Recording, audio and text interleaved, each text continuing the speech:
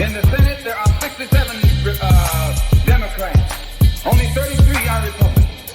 The party that you back controls 2/3 of the House of Representatives and the Senate, and still they can't keep their promise to you, because you're a chump.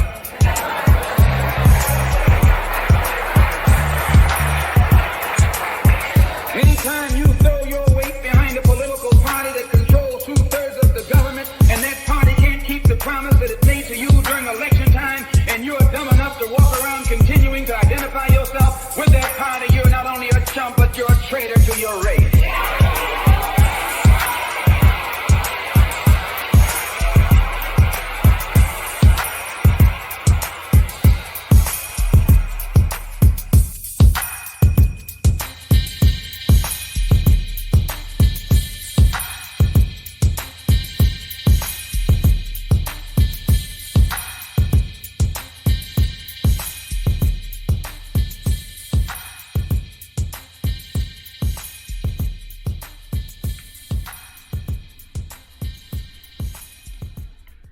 Hey, what's happening, family? It's your man, Mark Black. You know what time it is. Welcome to Sucka-Free Saturday. I am glad to see all of you here. The chat's kind of quiet so far, so I'm going to go ahead and wait a little bit just to make sure that everybody kind of gets in and starts saying what's up, hollering at your man. By the way, before I even get into it, I want to shout out Sister Rhonda Brown, Sister Black Magic, and Hermes Mora, my first supporting members of the channel. By the way, if you supported the channel at the Black Sheep level, the first members only content will be coming up this week, and I guarantee you're gonna love what I talk about. So make sure to keep your eye out for that, fam. If you haven't done so already, make sure to hit the like button or the hater button. Doesn't matter to me which one. Just let YouTube know if this is content you want to see, go away or stay. Share this on social media and consider becoming a supporting member of the channel, right? Click that blue join button and see what's on offer. Support your interests as far as Black media goes, and Black media will continue to support you. So with that said, fam, I wanted to say a few words before I get into the topic of today's broadcast, right? I'm going to let people come in and then I'm going to do my greetings. But there was a word or two that I wanted to say before we got started. There's been a lot of shit, a lot of controversy, a lot of different things going on. You've got your usual, diaspora wars where people who are not, native Black American are making comments and slandering us and shit like that. And I just wanted to, as a sidebar, kind of give my little 2 cents on the whole, gender wars, diaspora wars. Fam, we really only have one battle to fight, right? We only have one war that's of paramount importance, and that is the fight between us and the United States government, right? Period. I don't much go in for distractions. I'm not a big fan of sidebarring shit. I don't believe that we, as of yet, have trained ourselves as a people to really be able to deal with multiple issues at once. In other words, Black Sheep, I want to remind you as your brother and one who loves you that we need to keep the main thing the main thing. You dig? In other words, fuck the distractions, right? Miss Diddy became a supporting member of the channel, and I appreciate that. Thank you so much, Miss Diddy. We don't have time for the distractions, fam. We are looking at what easily could be considered the greatest battle our people have ever had to fight, right? We've had various battles throughout this war of attrition with the United States of America. We had the fight to end slavery and the fight to end Jim Crow.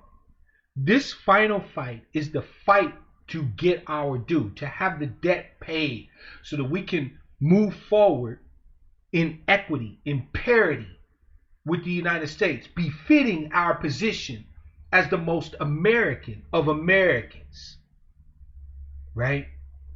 Fam, the celebrities will try to distract you with talk of the latest murder of one of our brothers and sisters,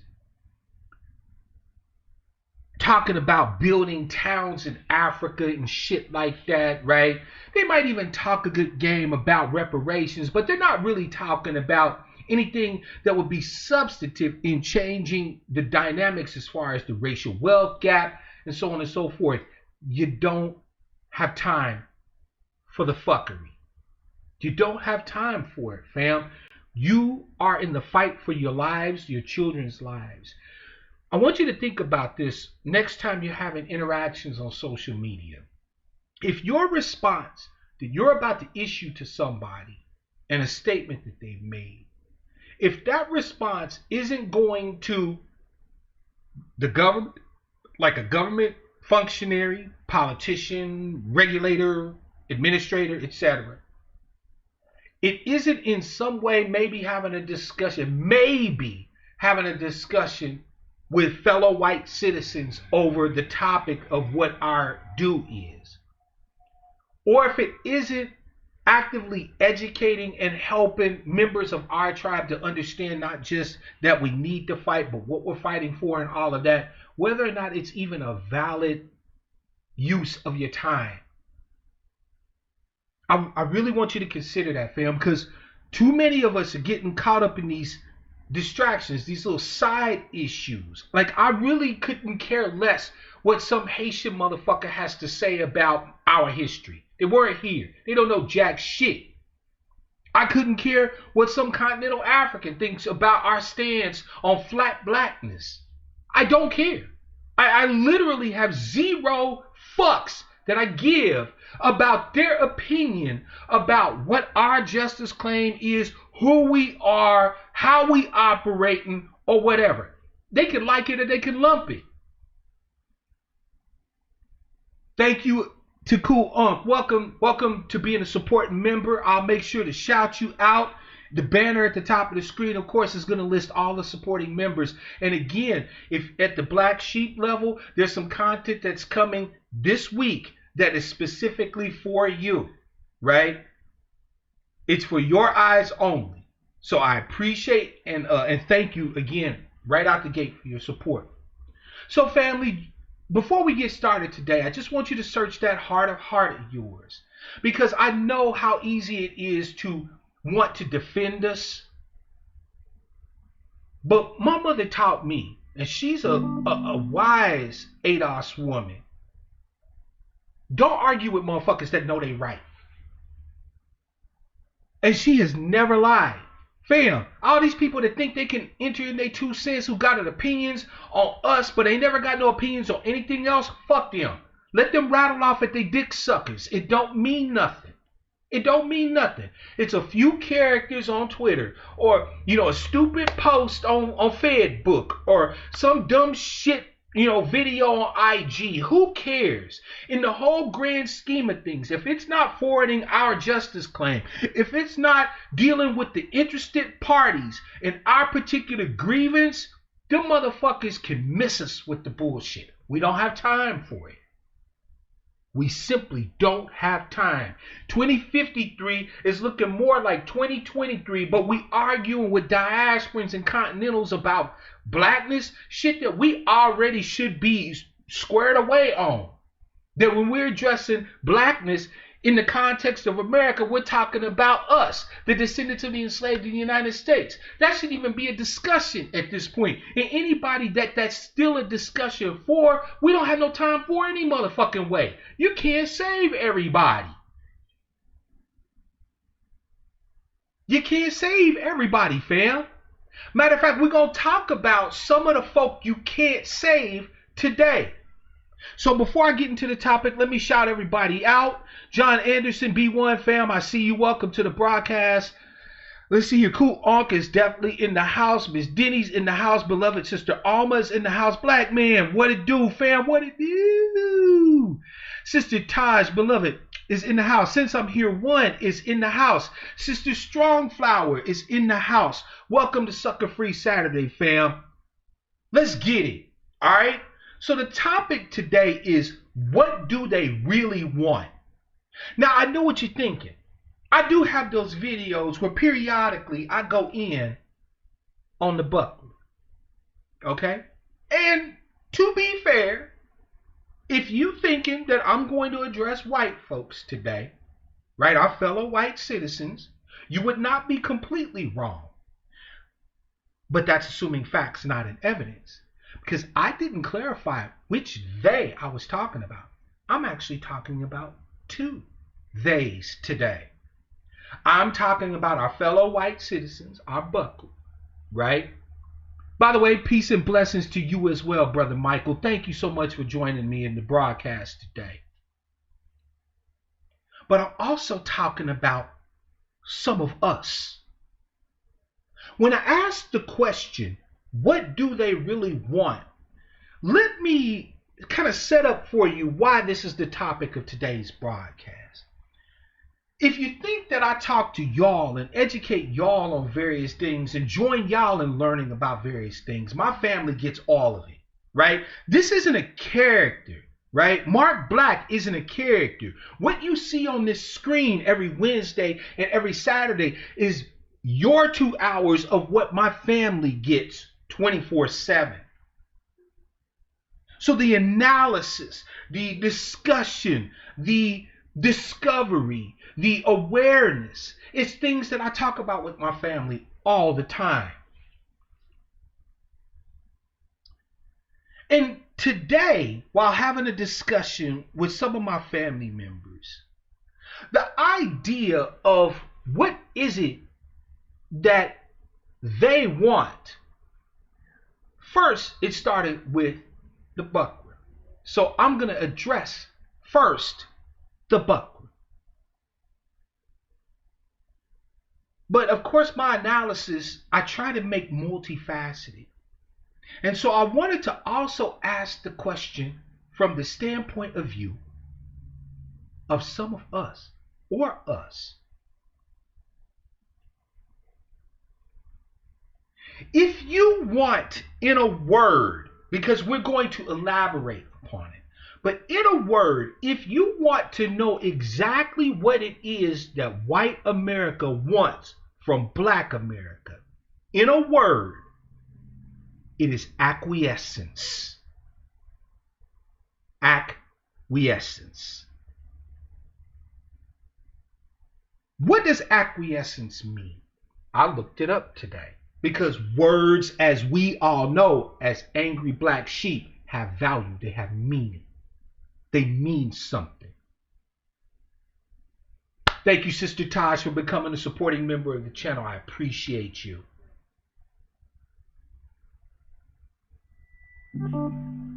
Acquiescence means to not want something, but to reluctantly accept it anyway. That is literally the definition of acquiescence. And fam, before you say, no, they want to dominate us, let us break down the difference. And I'll show you why it is that America wants our acquiescence.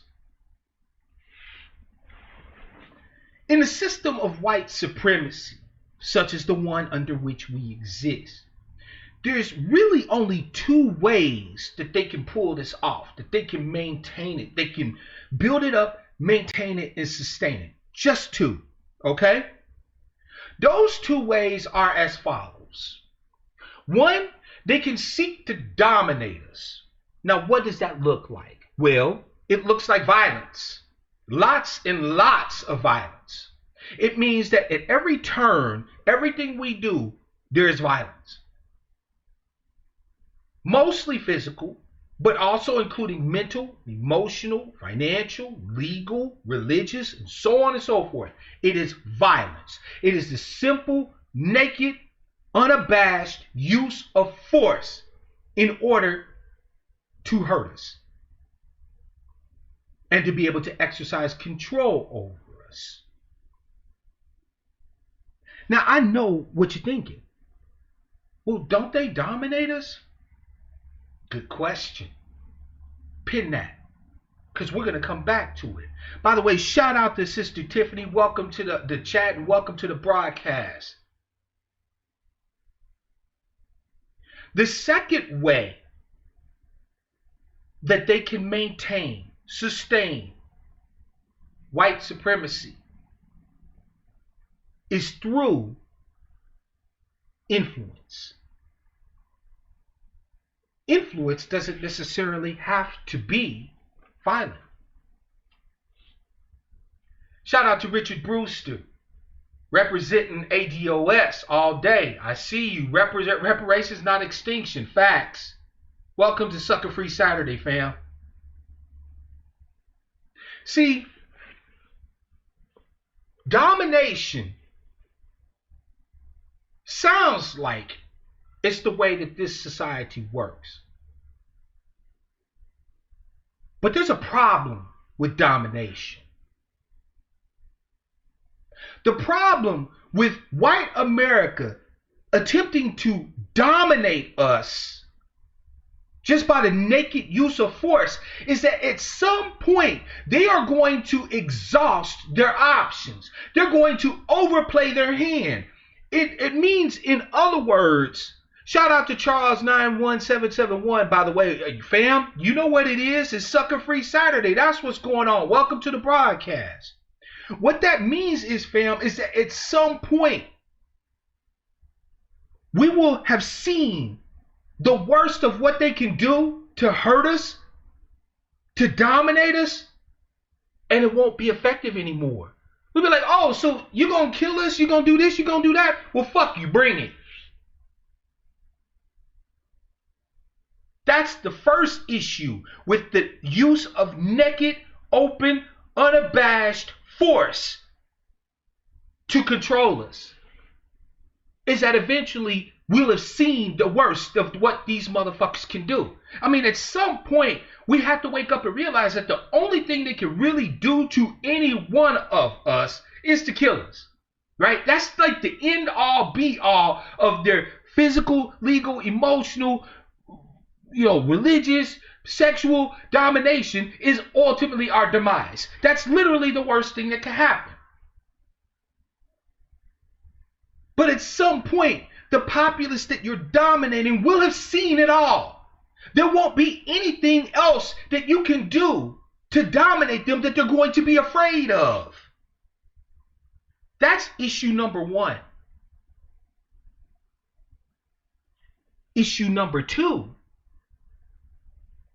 is that it takes resources and effort to dominate a people.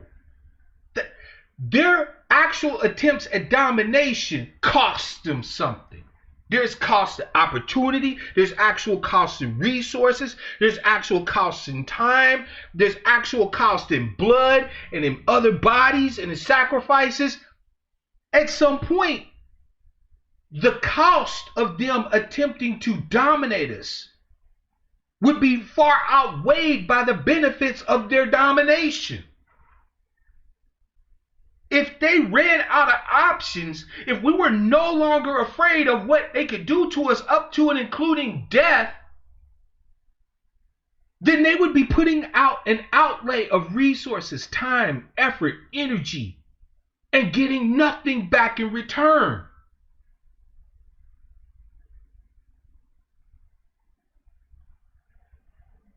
But now, influence is different.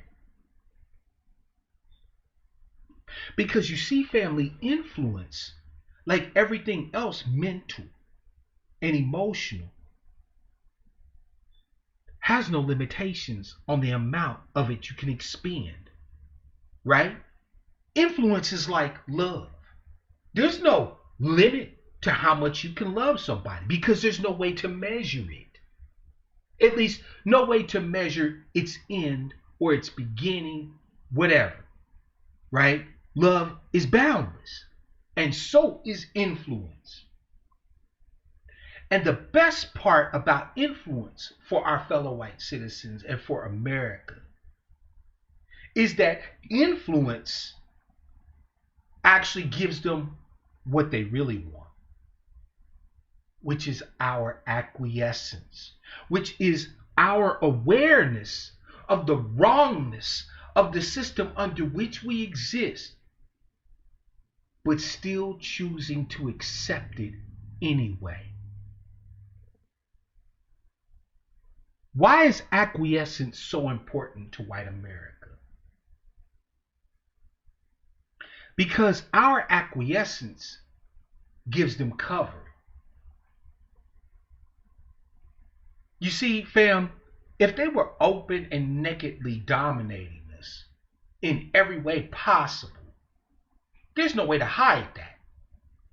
You're attempting to genocide an entire group of fellow citizens. That shit leaves trails. Don't believe me? Ask the Nazis.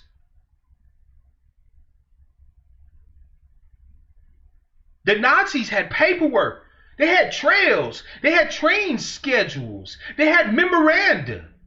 Genocide leaves traces. It leaves information that other people can say, whoa. Some really crazy shit going on right now. Perhaps we need to investigate. Perhaps we need to address this. Because the whole fucking world frowns on open, naked aggression and genocide. But now, if you can get your pillaging, your reaping to be acquiesced to by the target population, well, now that's different, isn't it? That's a completely different thing. When you can reap the people, slow genocide, slow burn, and you not only have members of that target people acquiescent, but in essence agreeing with your desire or need or want to reap them, then who else is going to complain? Who else is going to think that that's what's happening?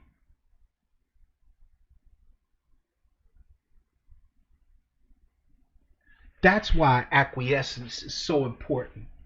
So when you ask what it is that the Buckra truly want from the children of the enslaved here in the United States, the answer is simple. They want us to reluctantly roll over and take whatever it is that they want to take from us. To just accept it. They want us to say, when white citizens organizing groups armed to the teeth and head to their county seat or their state seat or the national seat in D.C., they want us to say, man, if that was black people, we'd be dead. Because we know it's fuckery if they were to attack us for doing the same thing. Right? So we're aware of the dissonance. We're aware of the injustice. We're aware of the out and out wrongness of it. But because of our acquiescence, we accept it as the status quo, as just normal.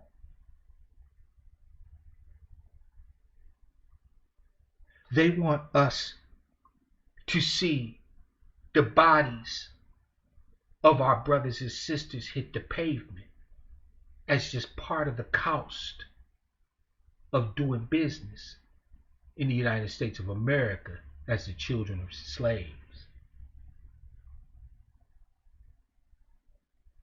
They don't want to spend the resources, the effort, the time it actually takes to dominate and control us. What they demand, what they want, what they have always wanted from 1619 to today is our acquiescence. I did some research one time for a broadcast a long time ago, and I found out that during 1619 to 1865, there was over 250 documented. These don't count the ones that don't understand or don't talk about or nobody discussed in history. Documented uprisings, rebellions, and insurrections by our ancestors. Over 250. We fought from word say go. Because there are a lot of people who will point to the fact that our ancestors' enslavement lasted 246 years and say, well, y'all just rolled over. Y'all just accepted slavery. No, we didn't. But enough of us did.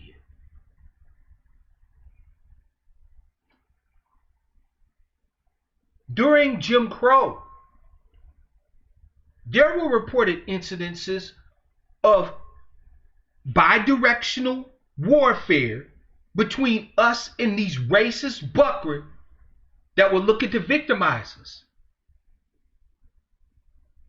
A lot of people don't know that even in Tulsa, during the Tulsa incident, right, the one they call the Tulsa race riot, during the time they burnt down Tulsa as a Black Wall Street in 1921 in June, that when the buckwheat first came and hit the neighborhoods of Greenwood, Archer, and Pine, there were black people, armed black people there. They were the first casualties of the 4-day running fight between our people and the buckwheat there in Tulsa.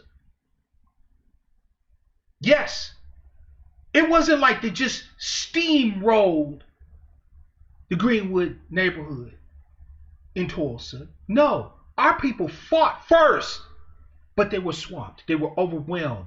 It was a few hundred of them and a few thousand of the buckwheat, and they were gunned down. But they fought.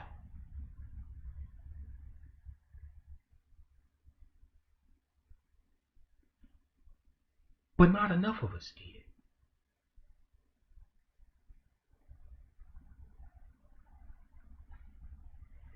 Fast forward to today.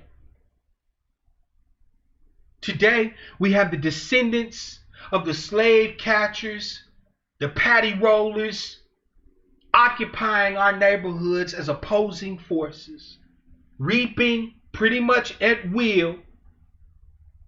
One body here, one body there, one body here, one body there.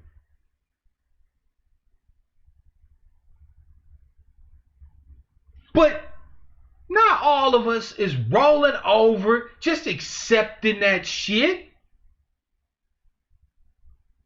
Shout out to Micah Xavier Johnson. Shout out to Gavin Long, aka Cosmo September. Shout out to Christopher Dorner. Shout out to Mark Essex. Shout out to Corinne Gaines.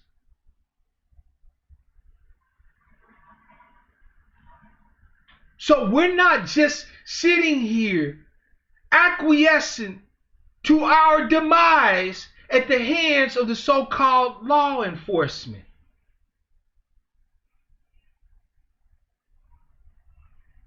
But enough of us are.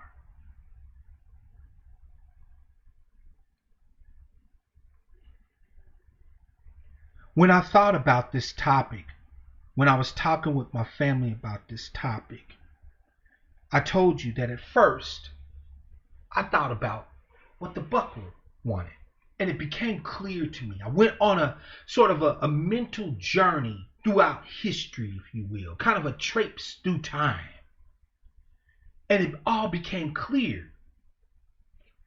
They don't want to spend the resources to dominate us. Not when we acquiesce to whatever it is that they want to do.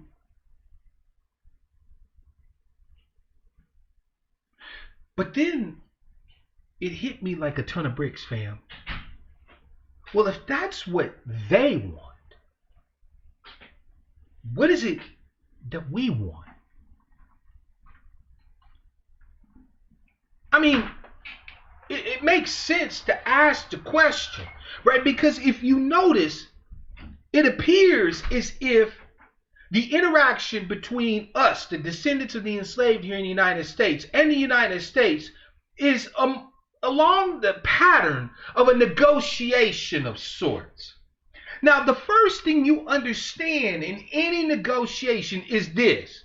There is no negotiation where one party has nothing the other party wants, right? If I come to you and I want to buy your car, but you got nothing that you want from me, it doesn't matter what I offer you for your vehicle. You're never going to sell it.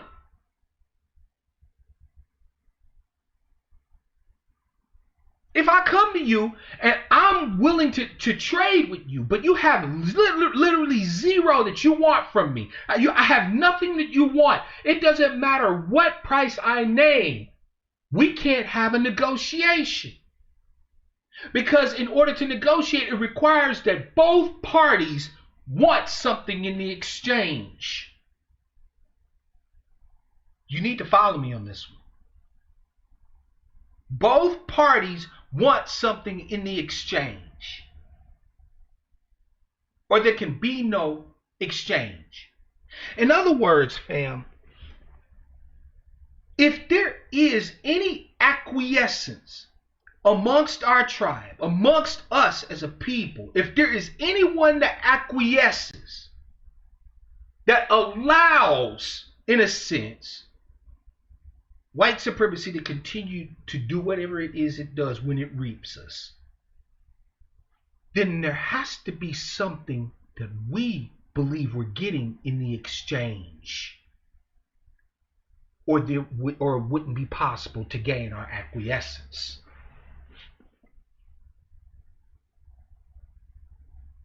Let me say that again, because the chat is quiet as fuck today, and I don't understand it, because normally my sheep go ham. Let me say that again. If they're getting acquiescence out of the exchange, there has to be something that we believe we're getting in the exchange in order to acquiesce. Otherwise, there could be no acquiescence. So when we ask the question, what do they want? We also have to answer the question, what is it that those who acquiesce want?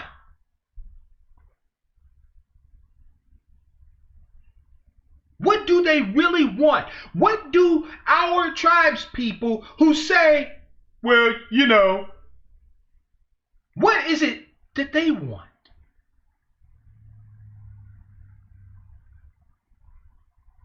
And I can tell you what they want.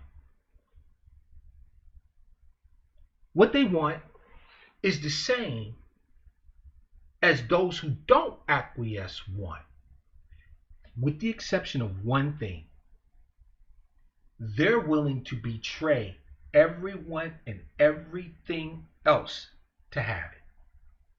See, fam, us ADOS fam, right? FBA fam, B1 fam, whatever little acronym you call yourself, the descendants of the enslaved here in the United States.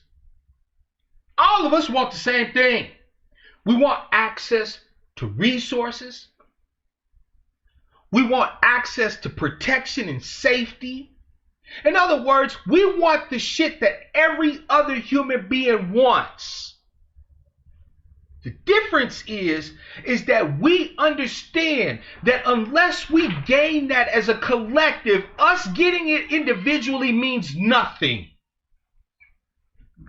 If I somehow or another gain access, gain acceptance, gain protection from the society at large, but you don't have it, it doesn't mean shit to me.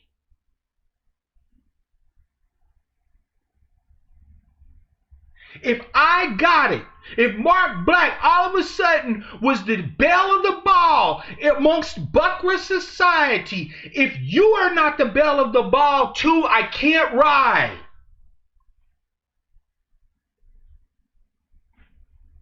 But those who acquiesce among us,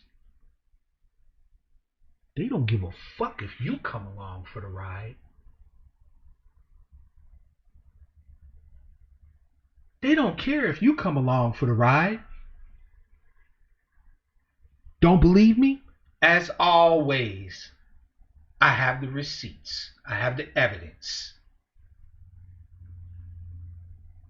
Let's start off with the death of our brother Trayvon Martin.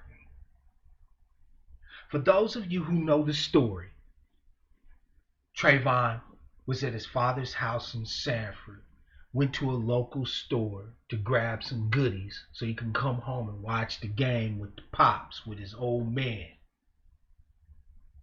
When he had a run-in with vigilante, self-appointed, self-deputized law enforcement known as George Zimmerman.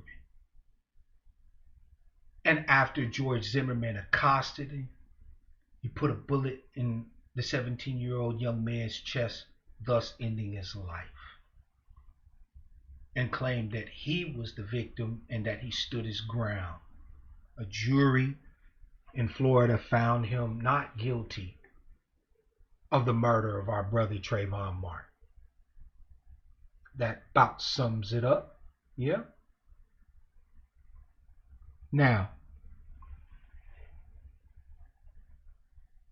we, his tribes people, his brothers and sisters, many of us, that was the moment.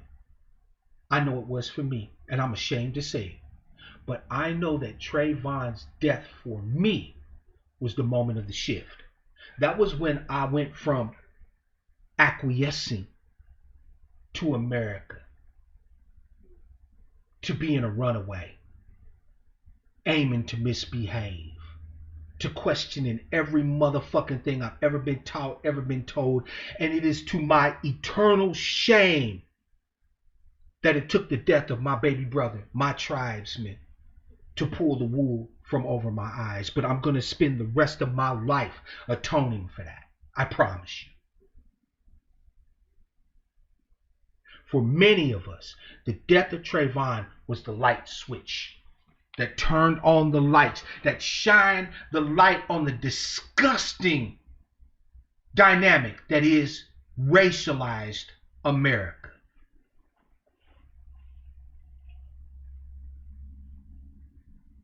And so we've been going hard to paint ever since. Many of us protested. Many of us have gotten involved in helping our tribes people to understand the same dynamic the same way we do. Some of us became advocates.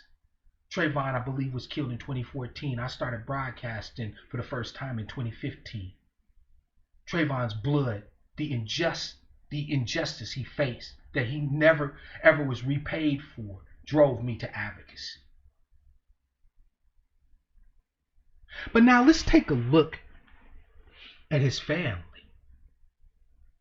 Yeah, I said it. Let's take a look at his mother. What's her name? Sabrina Fulton?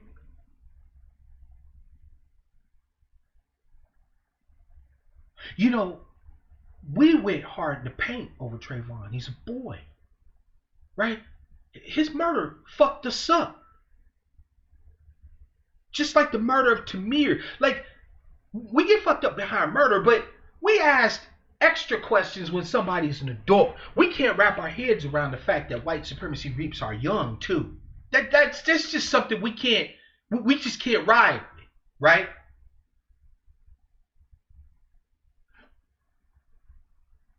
So we ride to see justice for their behalf.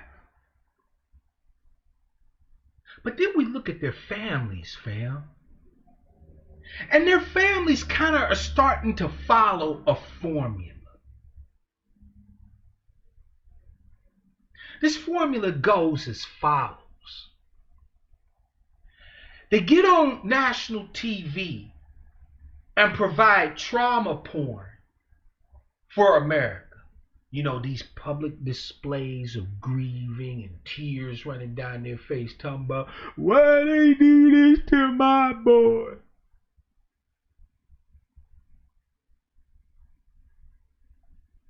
Then you have the ambulance chasers, right? The Judas goats come out of the woodwork.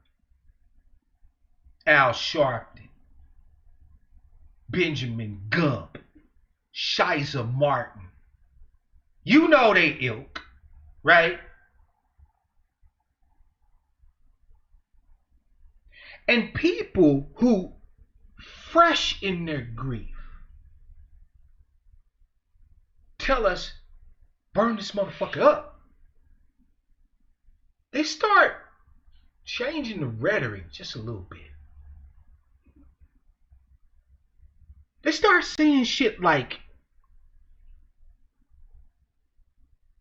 this doesn't necessarily mean that America is racist. I want justice for my boy, but y'all out here rioting and burning stuff up and tearing stuff up ain't gonna bring my son back. There's a right way and a wrong way for us to engage this situation. And the right way is for us to engage it with love. We need to destroy our enemies with love. And the rhetoric switches up. Now, meanwhile, fam, they got your ass out here with your ass flapping in the wind. See, you done put it all on the line. Your brother and sister's blood speaks to you from the ground. Just like Abel's blood spoke to Yah, to Jehovah, whatever you call him. And so nobody had to tell you what to do. But see, they start switching up the rhetoric. And behind the scenes, there's negotiations going on. There's settlement talks going on.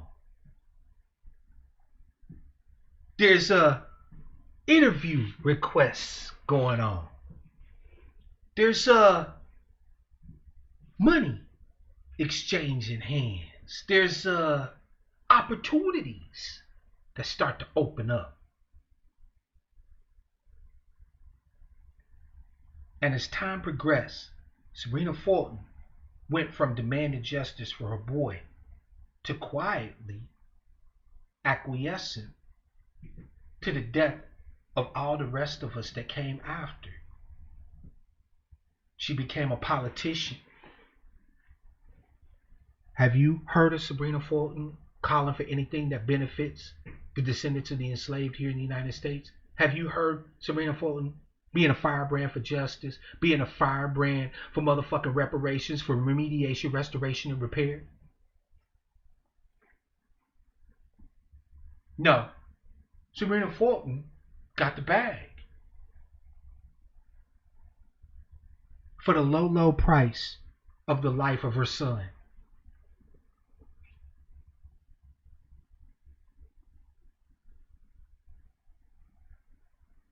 But then everybody wanted to blame Botham Jean's family. Like Brent Jean giving hugs. The parents talking about how they forgive, and they were so worried about this poor Buckra cop, what killed they family member. Everybody wanted to give shade, fire, and smoke to the Jean family. But all they was doing was following a long and hallowed motherfucking tradition amongst the acquiescers amongst our people. Because Sabrina Fulton wasn't the only one. She was the first of many.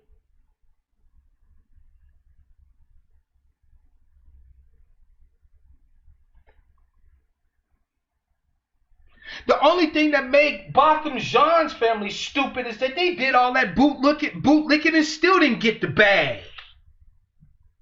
Lucy McBath sold out her son too. How many of y'all remember when Mike Brown was killed in St. Louis, in Ferguson? Ferguson erupted in motherfucking flames, and rightfully so, as should happen any time one of ours is reaped.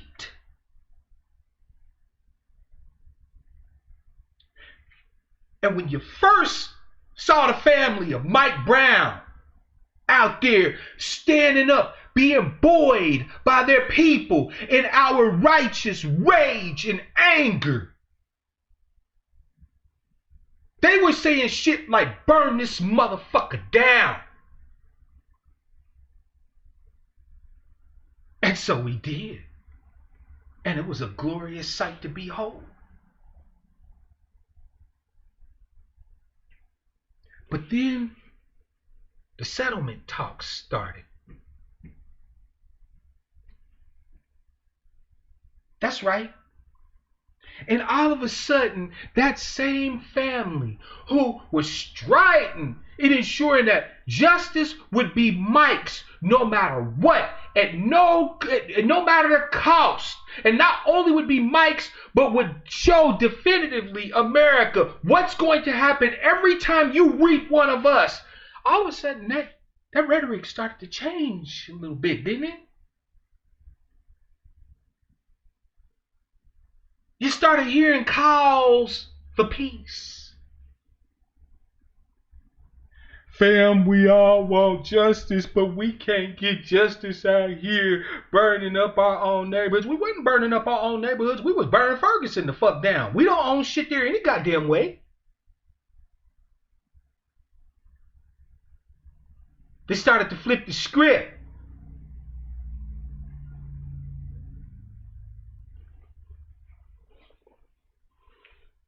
Then they started co-signing the Democrats who were coming to the area, talking about, we see your pain, we feel your pain. I feel your pain.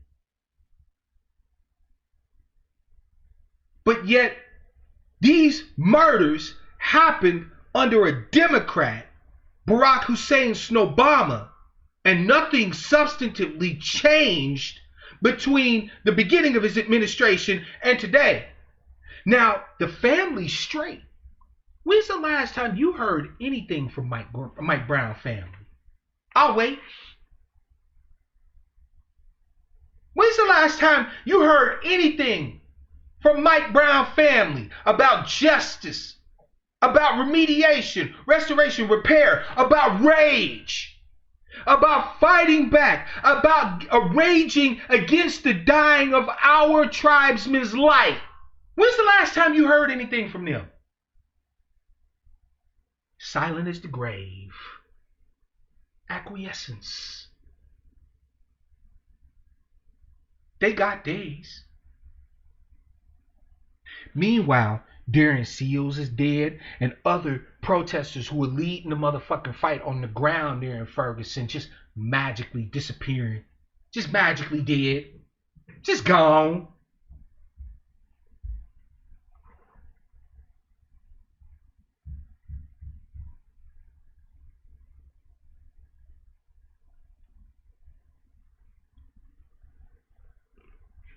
Those who acquiesce among us want the same things we all want.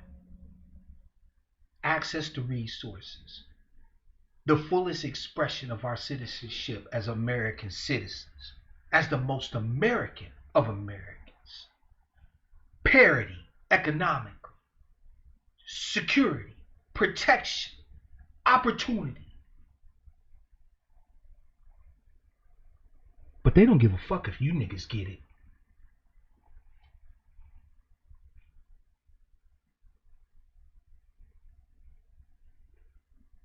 Those who acquiesce to the greater society at large have basically given a big fuck you to us as a tribe. Fuck you niggas, I got mine. And as I told you before, fam, we make shitty white people. See, white people can afford to stand on that individualist thing. They can all be just individual people. That's because they have no problem with uniting together in their own common interest to maintain economic, social, political, religious, legal subjugation of peoples that are less than them. Right? They might have tattoos, one might not. One might be Democrat, one might be Republican, one might be gay, one might be straight, one might be religious, the other might be atheist, but they're all united in holding on to hunky trinkets and ensuring that they can lay their head down at night and say, thank God they ain't niggas. And we take that trait, that individualist trait that they hype up, that they propagandize, and we take it to the nth degree, just like every other shitty trait we take from white people in trying to be imitation white folks, in trying to be respectable to white folks, in trying to be acceptable to the buckra. We take every goddamn thing that they spoon feed us, that they acculturate us with, that they propagandize to us, and we ramp it up to 1,000. So if white folks are individualists, we are going to be the Americans who don't give a fuck about nobody but ourselves.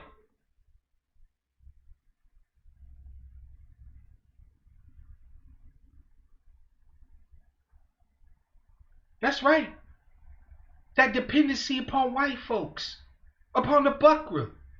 We make horrible, shitty, dumb white people. We don't do white right because we're not white. And for those of us who fight, we don't want to be white. What we want is to be who we are and have the fullest expression of our Americanness, be honored, be respected. Fuck, I don't even care if they fear it. And we want our due, what is owed to us, to be returned to us. And we will get it. By any means fucking necessary. By any way we can get it. By hook or by crook. If you want to do politics, we can do politics. If you want to do the fire, we can do the fire. However you want it done, America. But we're not acquiescing to you. You're going to have to beat us. You're going to have to defeat us. You're going to not send in your little soft racist Democrats anymore, speaking loving words and caressing us while they rape us anymore. We ain't going for it. We are demanding what is owed to us, and we will have it, or you will have hell. You will give us justice, or there will be no justice for no one. You will give us parity, or there will be parity for no one. You will give us what is owed to us, or no one will have anything. But those of us who acquiesce, they want to run to the finish line, and we ain't even handed off the baton. They just taking off running. Uncoordinated ass niggas. They just want to hurry up and go right from A to Z. To go from disenfranchised, abused, disrespected, denigrated to having the bag. And fuck everybody else they got to step on in between.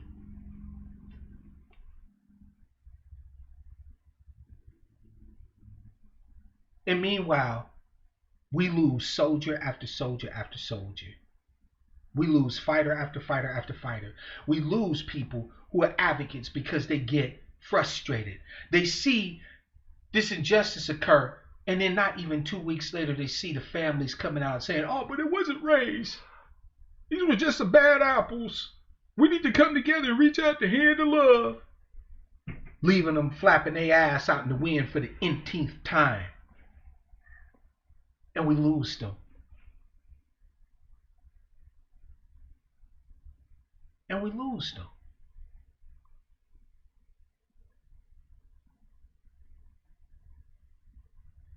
I know what the buckle want. They want our acquiescence. It's not enough. It's not enough for them to dominate us. They don't want to expend those resources. That takes too much effort, too much resources. No fucking way. They can't call it. There's people all the time on social media talking about these white folks are trying to kill all of us. If they are, they're the most inefficient motherfuckers on the planet Earth. They're doing it wrong. They're going about it all the wrong way. No, fam. They ain't trying to kill us all. At least not yet.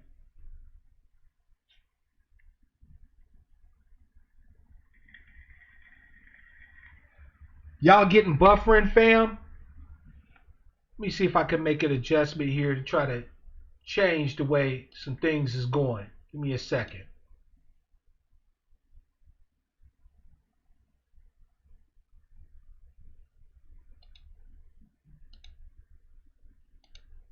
Let me know if this change makes a difference in y'all experiencing that buffering. Because I don't see it on my side, but it's possible you might see it on yours.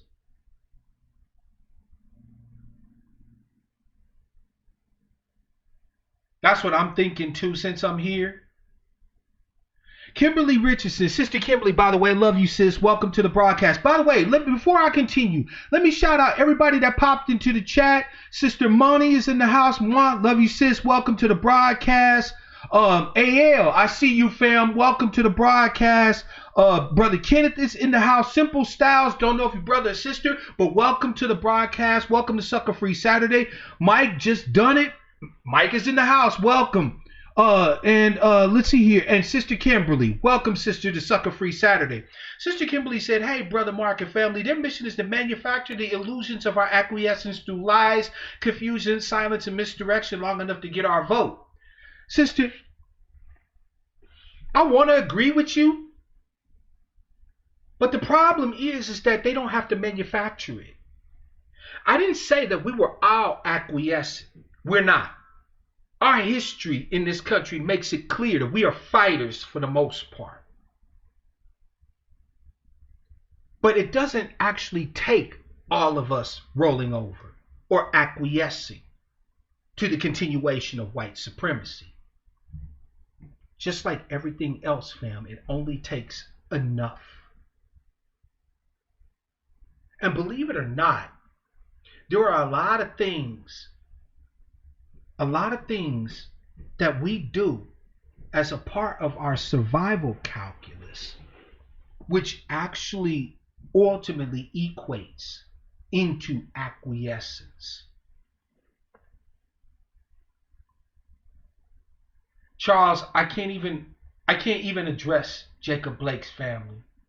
I was hoping that by highlighting previous examples, it would mean that I don't have to address Jacob Blake's family, because the shit that's happening in Kenosha is just simply egregious. To me, it's the height of disgusting. Absolutely disgusting. It's an absolute disgrace. Those people should be persona non grata amongst our tribe. Brother Art, I see you, fam. Welcome to the broadcast. Jacob Blake's family is, to me, at this point, they are persona non grata. I will not address them. They get no head space, no energy, no time. Your family member laid up in the hospital, paralyzed from the waist down, getting shot by the motherfucking cops. And you out here throwing block parties and shit? You out here running voter registration efforts? Lapping up? You know what, fam? Let me go to the teaching screen real quick.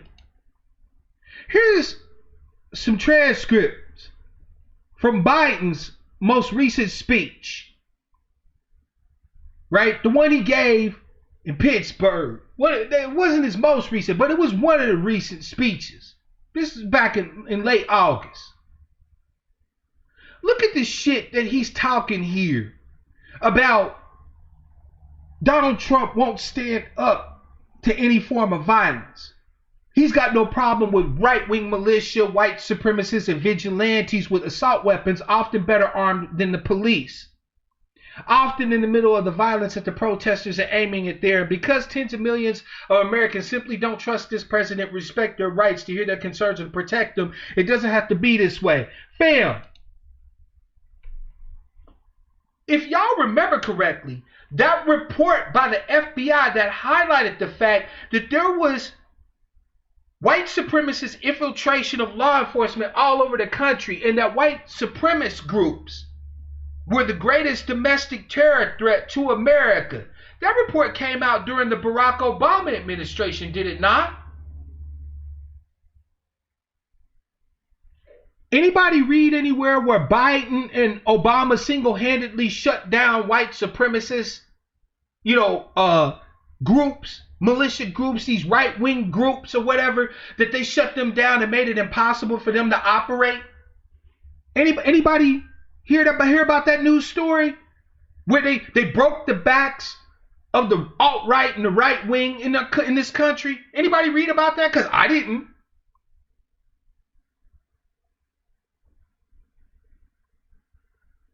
I didn't read about Biden, Obama cracking down the motherfucking whip, finding methods and means to de-radicalize these radical white supremacists, these right-wing gun-toting nut jobs. I ain't found no news article that showed their administration being the administration the first in history to single-handedly break the backs of these motherfuckers. No. What Biden tells you is important to him comes next. When President Obama and I were in the White House, we had to defend federal property. We did it. We didn't see it. You didn't see us whipping up fears around the deployment of secret federal troops. We just did our jobs and the federal property was protected. Right. Because that was their goal. That was their issue during the Obama administration, was making sure that property was protected. Black Lives Matter came to the fore during the Obama administration. Didn't give a fuck about them. The DNC told all of the candidates on the campaign trail in 2015, hey, listen to them. We feel your pain. But you better not offer them niggas shit. But they made sure there was resources so that federal property wouldn't get damaged in our uprisings, in our insurrections, didn't they? This is out of the horse's fucking mouth, fam. This isn't me making this shit up. And you know what? To show you how great he thought this whole thing was, he said, we didn't look at cities as Democrat or Republic run. In other words, they wanted to make sure they kept niggas in their place all over the country, regardless of what people's political affiliation was.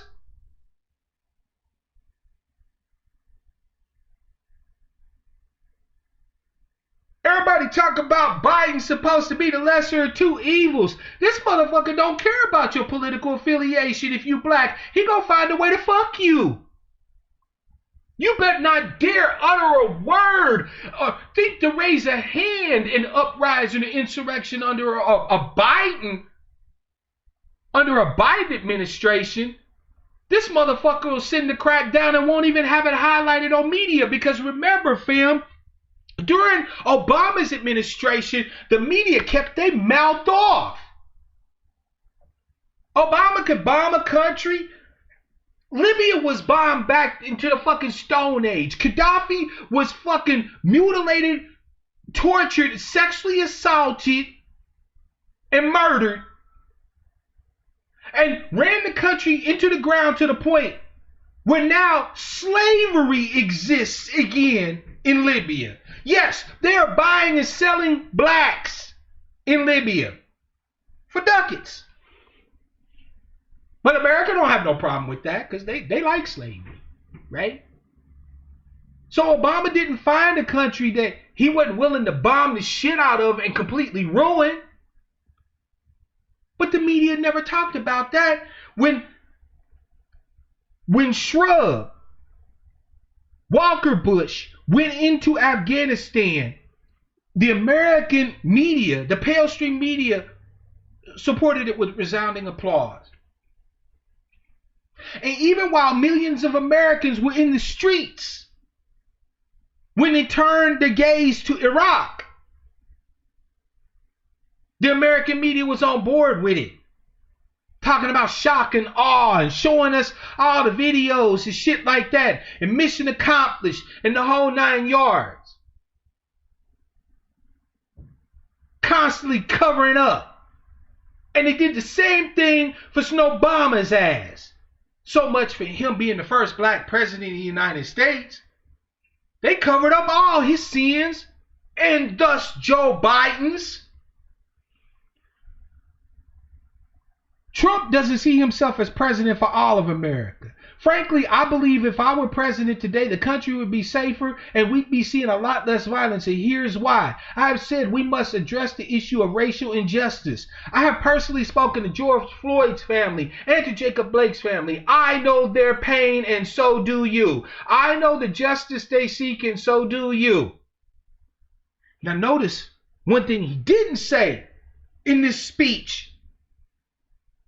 He didn't say, and so on day one, I intend as president to introduce legislation into Congress to ensure that these injustices... No. You don't see that. But he talked to them. Oh, you poor niggers. You really messed up what happened to your boy. I feel your pain. And here's a big tell right here, fam. I know the justice they seek, and so do you. I want you to understand with me today. I want you to understand with me. He knows what they want. Why? Because this, fam, was a transaction. His contacts with Floyd's family, with Blake's family, there was negotiations, transactions. How could he possibly know the justice that burns in our hearts? Biden don't talk to us. He talk at us. He quick to tell us that if we won't talk to him, we ain't black. But he don't know what the fuck we want. But he knows the justice they seek. What is the justice they seek? Here's what they seek. They've told us none of this violence respects or honors George or Jacob. I believe it can bring these folks fighting for racial justice to the table. They want a seat at the table, fam. And they don't give a fuck if you left out there protesting, advocating, agitating, rising up, insurrecting, ass kicking. They want what they want. What do they really want, fam? They want a seat at the table. Those families, those black families who the blood of their people should cry out to them like it does to us. They don't want justice the way we want it. What they want is a spot at the table.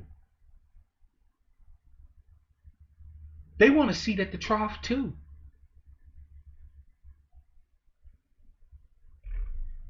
Biden goes on. I've worked with police in this country for many years. No fucking doubt. I know most cops are good, decent people. I know how they risk their lives every time they put that shield on and go out the door. Bullshit! Fam, do the research for yourself. Cops aren't being killed in large numbers in the United States of America. And guess what else? When cops are being killed on the job, you know when they're dying from? They're dying at the hands of white folks. Niggas ain't out here killing up cops left and motherfucking right. They want...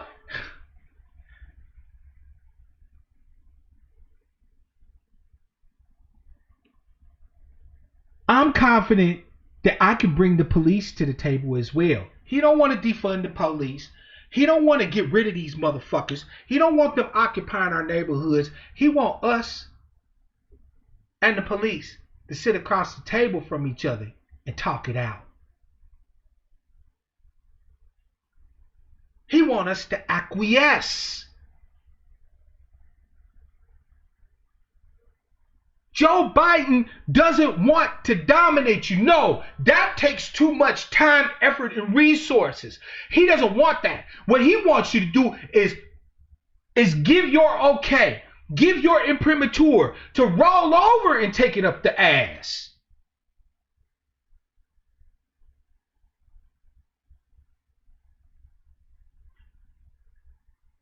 I'd make sure that every mayor and governor had the support they needed from the federal government. Where's the legislation and support for you? But I wouldn't be looking to use the United States military against our own people. You wouldn't have to. You keep fully funding and keep militarizing the motherfucking local police, and you don't need to call out the military, asshole. Like we can't read. Like we don't listen. If I were president, my language would be less divisive. Oh, less divisive.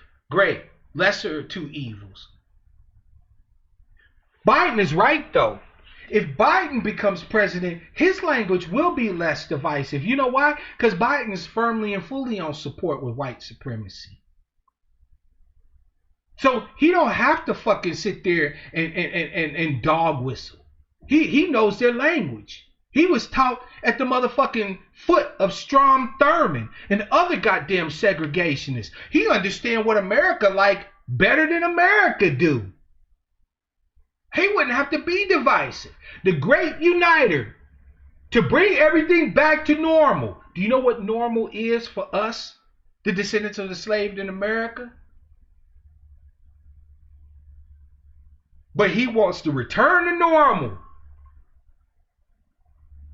He says, who will keep you safer as president? Let's answer that question. First, some simple facts. When I was vice president, violent crime fell 15% in this country. We did it without chaos and disorder. Pause. He did it without chaos and disorder to white America.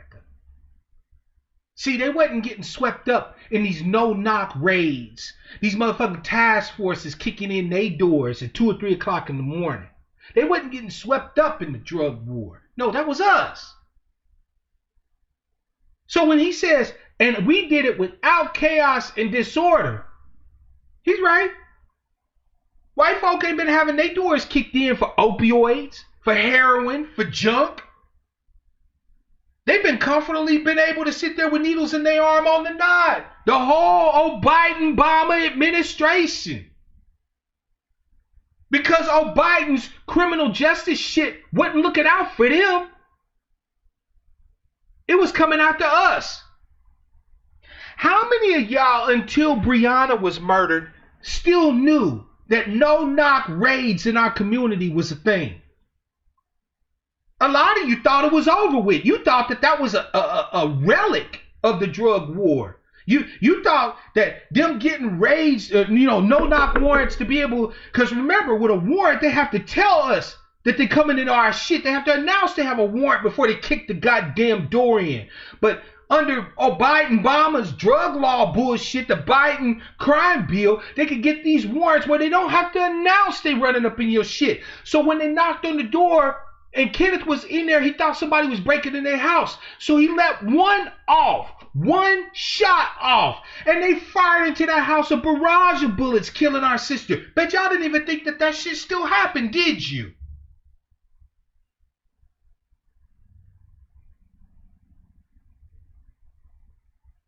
He said, and yes, we did it with Democratic mayors in most of the major cities in this country. He's letting you know right there, fam, the Democrats was on board. The Democrats was on motherfucking board every step of the way with the shit done to us under the Barack Obama and Joe Biden administration. But if you ask these black families what they want,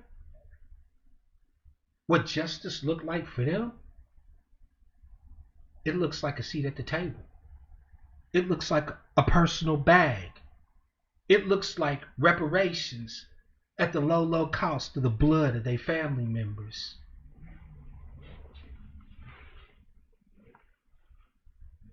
And that's why these motherfuckers are a problem. They're a hindrance, a stumbling block in the way of us getting our due. Because of them, white America thinks that any injustice that happens to us, it ain't no big deal. Just give them niggas some money. They'll be all right. Just cut them a check. Maybe open up a few opportunities for them. They'll be straight. And we can continue to reap at will. They'll continue to acquiesce. These families, fam, they're not grieving. I'm so sick of the motherfucking excuses we make for these families. We say, oh, it's not right for them to put the microphone in front of their face when they grieving the loss of their family member. Objection. Assuming facts, not in evidence. One, you're making the assumption that these motherfuckers is grieving. How do you know Sabrina Fulton didn't see her 17-year-old boy? He's no longer her baby, no longer listening to her. He's got his own will, his own mind. So maybe sometimes he want to go to school, maybe he don't. Maybe he wilding out a little bit. Maybe he telling her, you can't talk to me like that. So this disrespectful, no good ass motherfucker can go be with his daddy for a while. Because if you remember, Trayvon and Trayvon's mama and daddy wasn't together. And when Trayvon was killed, he was down there with his daddy. So how did mama get a come up?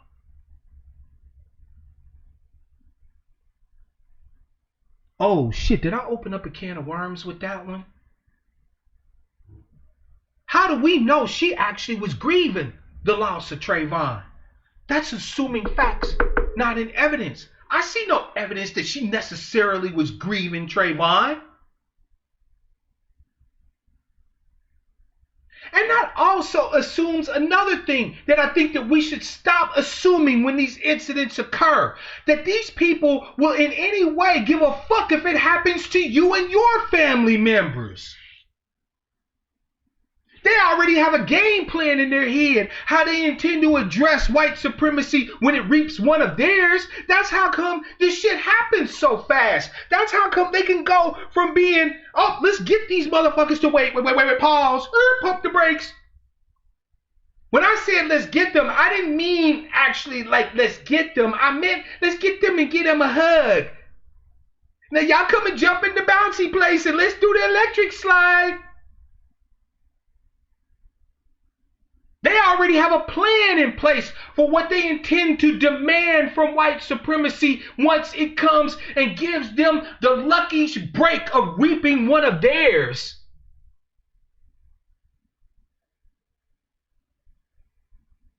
Don't assume that they think like you. Don't assume that what they see justice as you, that they see justice the same way you see it. Because remember, family, I've told you this before. No one can want for you more than what you want for yourself. You can't want for these fucking families more than what they want for themselves. And what they want for themselves is not real justice. What they want for themselves is not remediation, restoration, and repair. It is not parity. It is not to be made whole. At least not in any way that benefits anybody but themselves. And oftentimes, I hate to say it, but it's your own mother that's leading the charge to spend your blood for personal reparations.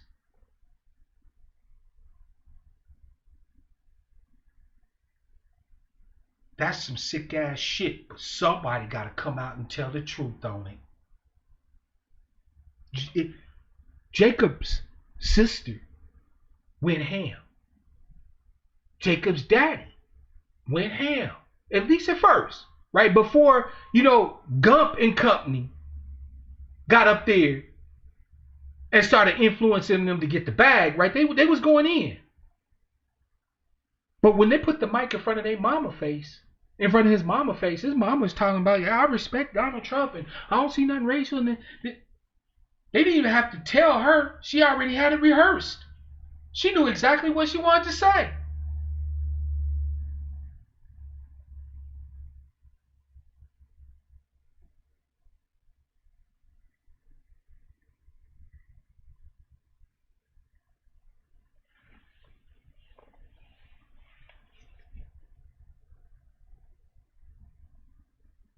I'm sorry if I offended somebody, but somebody had to say it. Oftentimes it's their mamas leading the charge, your own mama. I can't even imagine that shit. I love my little fact to death, but we've already had the talk. I told my mother, I said, if these buckra kill me, if there's any way, if there's any life, anything, any awareness I will have when I'm no longer in this skin right here, in this meat sack, if there's anything left of me after this, and you even hint that you forgive these motherfuckers or that you open for negotiation, it's gonna be me and you. I had to have that talk. I had to have that talk. Because I get sick and tired of seeing these families led by matriarchs using the blood and the pain and the suffering of their family members as reparations.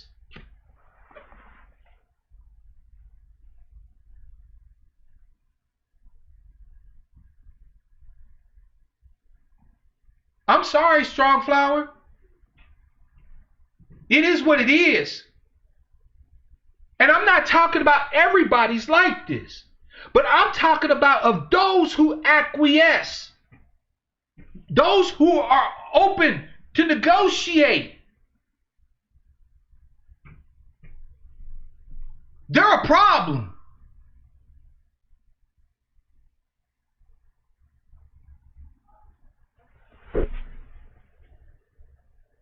We know what we want. We want justice. Not now. Not for a little while. Permanently. We want restoration and to be made whole. Not for a little bit. Not for a little while. Permanently. We want our rightful place as the most American of Americans. Not for a little bit. Not for a little while, but permanently. We know what we want, but we spend a lot of time asking, what do they want from us? What do white folks want from us? We code switch. Ain't that enough? I've been to college. I've been to school. Ain't that enough? I'm a Christian, man. Ain't that enough? I speak really well. I don't hurt nobody. I don't have a record. Isn't that enough? We spend all this time asking what it is that they want. Fam, we know what they want. They want our acquiescence for them to take whatever it is that they want whenever they want from us. They don't want to just take it. They want us to co-sign it. They want us to reluctantly accept it. And they want you to shut the fuck up. Because Biden's speech was all about letting America know, hey, we kept the niggas in their place for 8 years, and it was with the minimum of muss and fuss.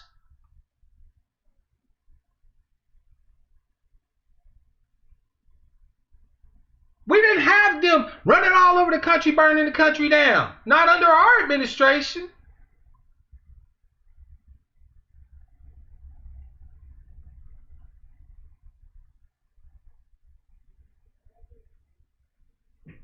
They want us to suffer in silence, to acquiesce to it.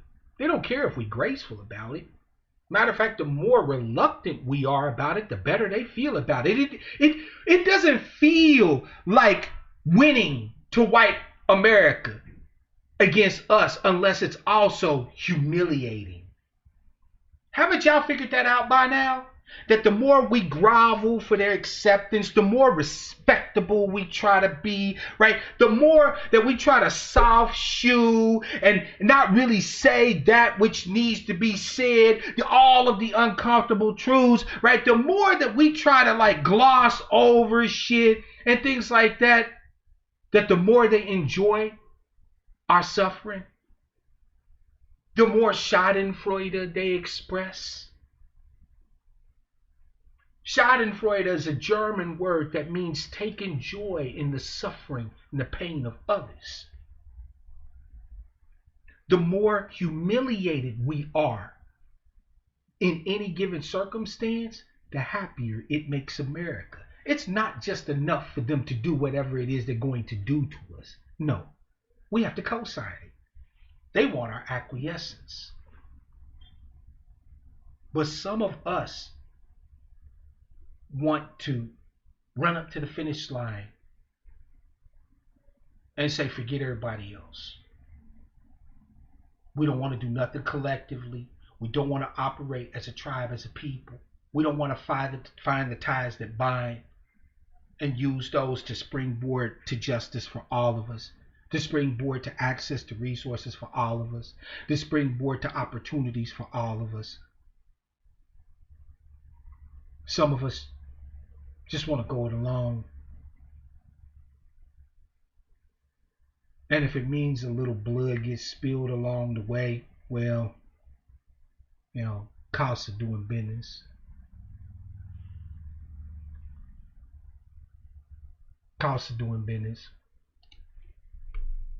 425-296-1980 is the number, fam. What do they want? We now know. We now know what they want. White America wants the same thing it's always wanted from us, to humiliate us, to have us acquiesce to our own destruction, our own suffering. They want us to say, yeah, okay, fine, go ahead, do what you want. Because they ain't happy if it ain't humiliating. And for those families that lose loved ones, that use their family members' blood as their personal reparations, they want the same things that we want for the most part. They just don't give a fuck if we have it either. 425-296-1980. You think I'm off course here, fam? You think I was out of pocket? Let me hear from you. That includes you, Strong Flower. You're beloved. And you can express yourself. Give me a call. I agree. We need, Strong Flower, we definitely need black political literacy. We need a lot of literacy across a lot of different areas, especially social literacy, right? We need to understand psychological literacy, right?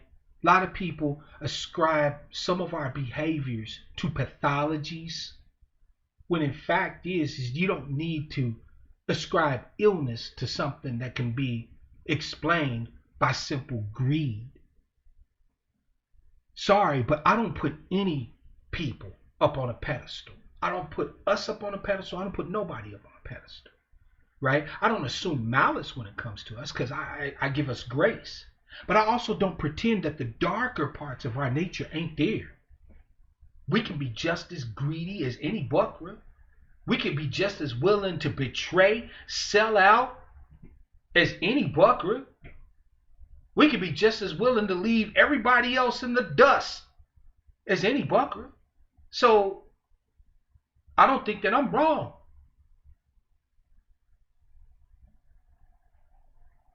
425-296-1980 is the number, fam. I want to hear from one of you. What do you think?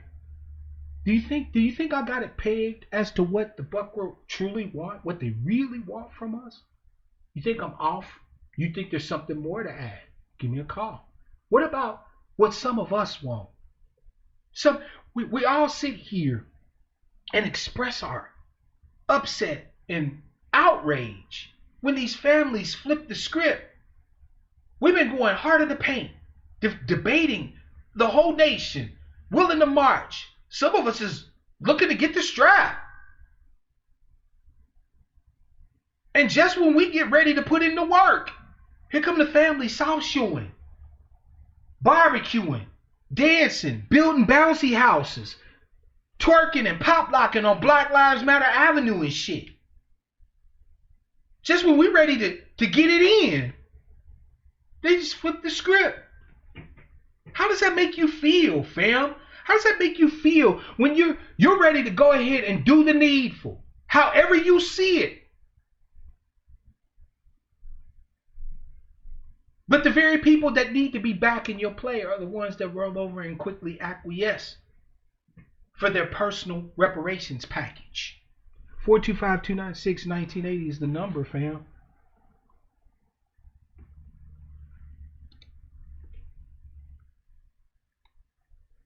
Let me read some of these comments. Todd said that the only parent I respected thus far has been Tatiana's father. Man, what a loss. Taj, I'm with you. From moment one to the time that brother drew his last breath, the only thing on his mind was justice. He didn't give a fuck about no bag. He don't want to discuss no settlements.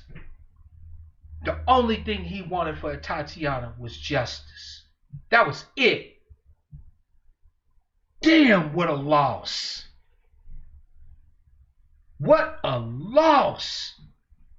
We lost a Tatiana and we lost her father. That man never wavered a bit, fam. Never wavered a fucking bit. Caller from, oh, I recognize this number. This is Miss Denny. How you doing, Miss Denny? How y'all doing? How you doing, Brother Mark? Hey, shit, you know me, right? You know, I gotta tell it like it T.I. is. I can't be concerned about who get feeling some kind of way. I gotta tell it like it is. What's on your mind, sister? Right. So I'm trying to remember the young man's name who passed away. In SoCal, and the mayor gave his brother a check, and then I don't remember what his name was. They gave him a check, and he made a speech about we should all get together. You know, it wasn't racial. What was his name? You talking about Stephon Clark's brother? Yes. Yeah, what's his name? Devontae or Deontay or something like that? Clark? Something like that, too. And he sat there and said that Stephon didn't like no black women, shit like that. Anyway. He lost his mind. It's like as soon as they started, they didn't even, I don't even think they had cut him the checks. They just intimated that the check was coming. And his brother lost his motherfucking mind. He did. I think it was then that I started to watch the pattern. Like, we lose a brother or sister, and then all of a sudden, between the family going ham like, you know, justice, and then they get to church and like, you know, well, it ain't that bad up here, and, you know. So you said something this afternoon before you even got on that plugged with me. You said that mothers use their boys' blood as reparations. The blood of the black man is everybody's reparation. I wanted to go even further and say it didn't just start with us losing the lives of our family members. It didn't start with us losing Trayvon or losing Tamir. It started way back during slavery. Our blood is what built this country. So our blood has been the plug for every single white family in this country. Miss Denny, why is everybody so surprised then when I say that blood is the only currency that America always trades in, that it always accepts? Why was that such a controversial statement? I want you to tell me if you think it was controversial, and if so, why would people say that it's controversial? Because everybody wants to walk away from the savage. Say that again, sister. I said so do I think it's controversial? Yeah. I think it's controversial because everyone wants to walk away from their savage past. So when it comes to what we now know as Caucasians, who went around different lands and was decimating and destroying, they want to walk away from that mentality. They want to put themselves as far away from savagery, as far away from murder, as far away from raping, from killing. They want to put themselves as far away from that as possible, which is why it's all post-racial society. I'm not racist because I have three black friends. all of it is an appreciation from their ancestors' carnage. So you're saying that basically it's our way of saying we don't want to be like them. I think it's that, but I also think it's always about being of a higher standard, higher morality. I think that we do not want to in any way be like that. And so we will find a way to not think about the bloodshed that happened to our forefathers, not think about the bloodshed that happens today to our black men. We don't want to think about it because we are not in any way, shape, or form like white people. However, we are almost, if not as bad or worse. So I get where you're coming from on that, right? Mm-hmm. I just kind of disagree with the conclusion that it's because we don't want to be like white folks. No, because believe it or not, I don't think our people have any problem with getting savage when they think it's required, right? When you look at how we interact sometimes with each other, and again, I'm not saying there isn't pathology involved, right? But nobody can go harder on a tribes person than somebody from our own tribe, right? We will go in. If a nigga step on your shoe, it's a problem. You dig? Right? But as soon as anybody from the dominant society, as Tariq would say, or white folks, buck or whatever, do something to you, it's all of a sudden forgive. Like I think that's also pathology too. No, I'm not saying there isn't an element of pathology to it, right? But just like, okay, so here's my problem with the pathological analysis, all right? I agree that we should be diagnosing any pathologies that we have. Facts. You know me, right? I definitely am down with analysis of that, right? But if I told you you had cancer, okay, what's the very next thing you're going to do? I say, I've done the test and I've analyzed and you have cancer. Go, Ms. Denny. What's your next step? How do you treat it? Right? That's the next question. Right? That's the next question. I said, okay, I got cancer. What's the treatment regimen? What's the game plan to cure me of this shit? Unfortunately, what we often see is this analysis that points to various pathologies that we've dragged kicking and screaming off of the plantation and so on and so forth, and good and solid analysis. I'm not disputing that. But then we never get around to discussing the fucking treatment. We never get around to looking towards the actual resolution and healing of these pathologies. We will talk about the fact that we have these illnesses, these sicknesses, or whatever the case may be. But then when anybody starts talking about, okay, this is what's going on, this is what's happening, here's what I think we should do to address it, that person gets shouted down. That person gets told, using pathology is an excuse not to cure stuff. Exactly. Like, yeah, do we have issues as a collective that are pathological in some degree, shape, or fashion? Of course we do. I agree with Dr. Joy DeGruy and other analysts who have looked at some of our psychological reactions and some of our behaviors, some of our implicit and explicit biases and things like that, and understood that we have some pathologies that we have unresolved as a people that we pass down as a part of our acculturation. I'm 100% on board with that. Here's the caveat, though. There's no but to that, but here is a caveat. It's like the question I asked you on your Ask Me Anything broadcast. You have to know you're sick in order to want to get treated. And I tell you, how many of us, all 39 million black folks, know that they're sick and want to get treatment? I'm going to tell you. You said it yourself. We would rather look good. I'm going to tell you. Than fix what's inside. We know, though. That's the crazy part. I said that we would rather focus on surface, facile level shit. And I meant that. I I believe that wholeheartedly.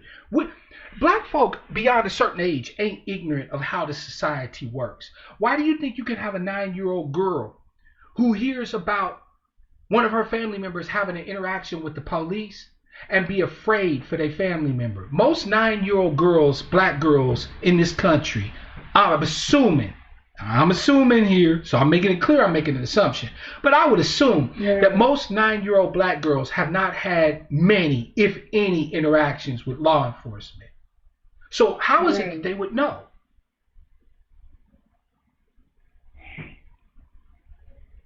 They must have seen either somebody else having an interaction. But I'm saying we become aware. Listen, many of the pathologies that we have are a part of our acculturation, but we are not necessarily ignorant of the reality on the ground either.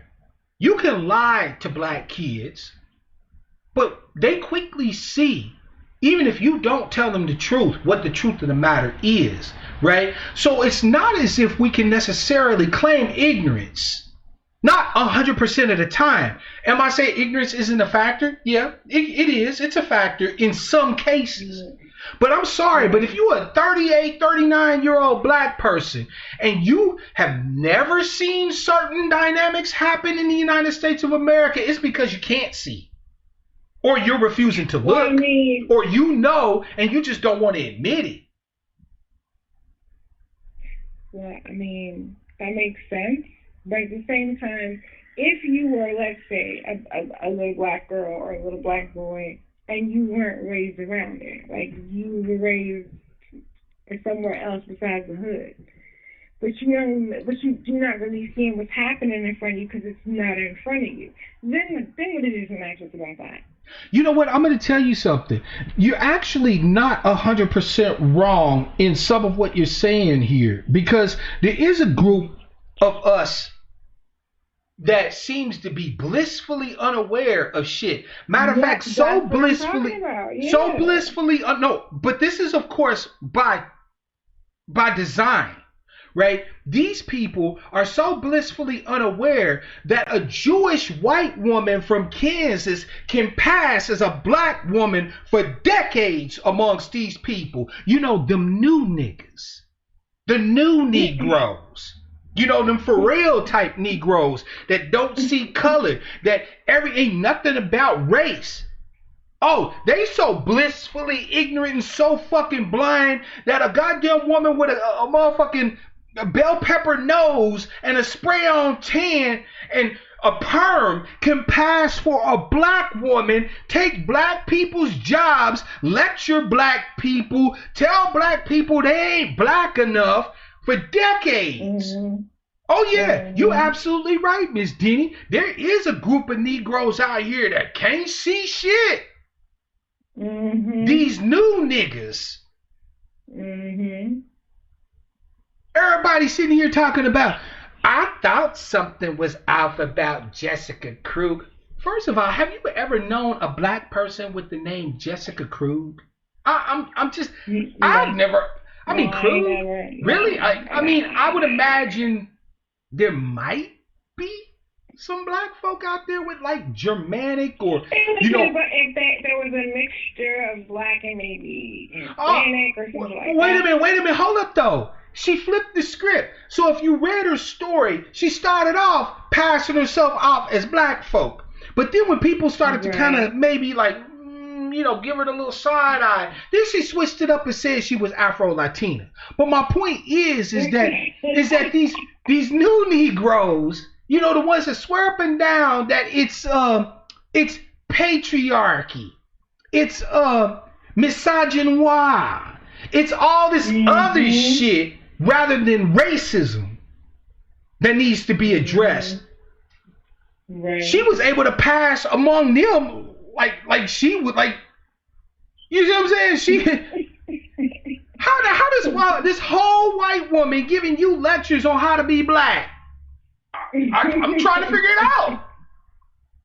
I never addressed it on social media because, again, it's a distraction. But it goes to show that what you're saying isn't 100% untrue. There are a group amongst us who willfully, through their acculturation, have made it to where they can't look at racism as any type of answer to what they face. From white folks, where even if they could see it, they couldn't say they seen it. You understand what I'm saying? Like celebrities, sports players. Even if they could say, like I tell you, LeBron James had somebody spray paint nigga on his garage or some shit a couple years ago, and he just was like, shit happens. Like it can't be no shit happens. But when they're painting nigga on your garage, like I mean, that's King James though. That's King James though. He's the boss baller. You know what I'm saying? Like if he can't see racism, it must not exist, right? Acquiescence. Or Lil Wayne, like Lil Wayne. There's no racism. Like how? Like how? I don't understand how. I understand how. Because these new niggas, once you have accepted the premise that racism can never be the answer to any issue you face, then why be surprised when any analysis you make never includes racism? If you've dismissed that, it's off the table as the end result of any analysis of our society, our systems, the structures in it, the whole 9 yards. If you completely wholesale have said, nah, that can't be it, then you'll never arrive at that as an answer. Even if white folks came out tomorrow, okay, and all walked around with white t-shirts on with big black letters that said, racism is why, niggas, right? Seriously. If you've eliminated racism as any possibility, it's everything else. It's every other intersection except racism. Then there's no way you'll ever have an analysis that will arrive at racism as an answer. You've already swept that. That's like it's not an answer on the Family Feud. It's like you go racism, and they'll be like, and the survey says, you feel me? It's like that answer was not a part of the survey. Like damn. So, Miss Denny, that's why I'm not saying we don't have issues that we need to address or whatever the case may be, that we don't have pathologies. We do. And I'm not saying that this is all on us. And I'm not even saying that all black folk acquiesce. We come from a people of fighters, right? We have fought against this fuckery for 400 years now, for 4 centuries. Okay? So I'm not one of these people that's shitting on my people. I'm actually admiring the fact that so many of us now are starting to come to the understanding of our heritage and our lineage, our specific lineage. I'm not talking about blackness in general. I never even have that conversation. I don't want to talk about flat blackness. When I say black, I mean us, my people, my tribe, right?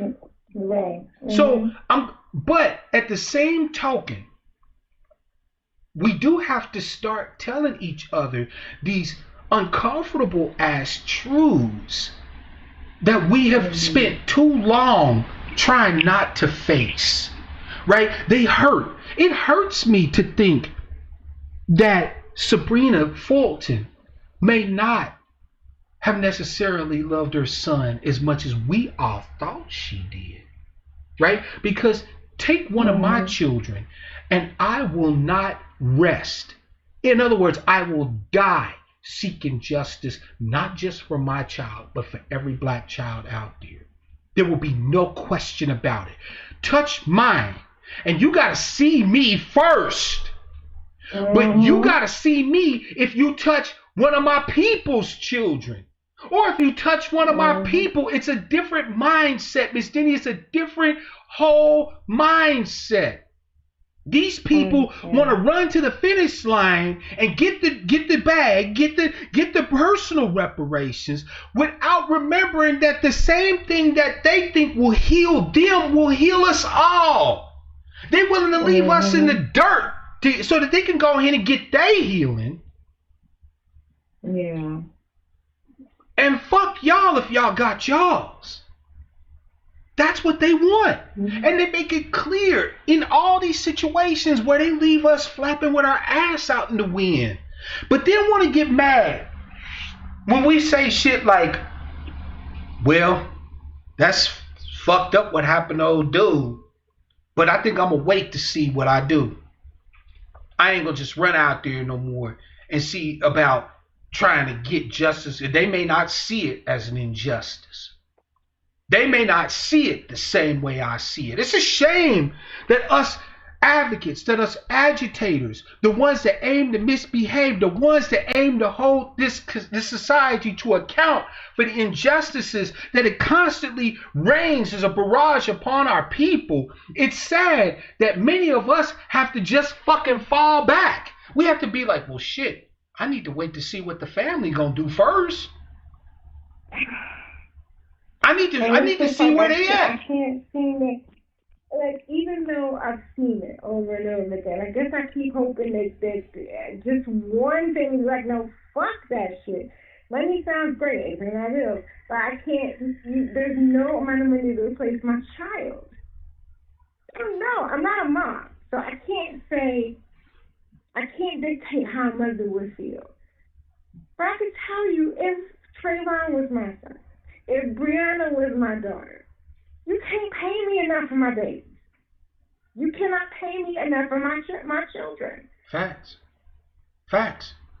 Matter of fact, I don't even want to hear about no money. I'm telling you straight up, you kill one of my kids, I want your blood. I want rest. Yeah. Even if you go to prison, don't be surprised if I start making contacts to prison. You know, getting up in there on a visit, you know what I'm saying, talking to some cats, putting some money on books and shit. I want hands on you. I don't want you to make it to the end of your sentence. I want executions. You know what, fam, we as black folk, by the way, shout out to Diverse Tribe, welcome to the broadcast, and to Gregory Jones. Look, we have to stop pretending we don't want vengeance. Yes, we do. And you know what? It ain't nothing wrong with it. You're not wrong to want fucking revenge. You're not wrong to want vengeance for the L that your family just took. You're not wrong to want some payback for what happens to your people.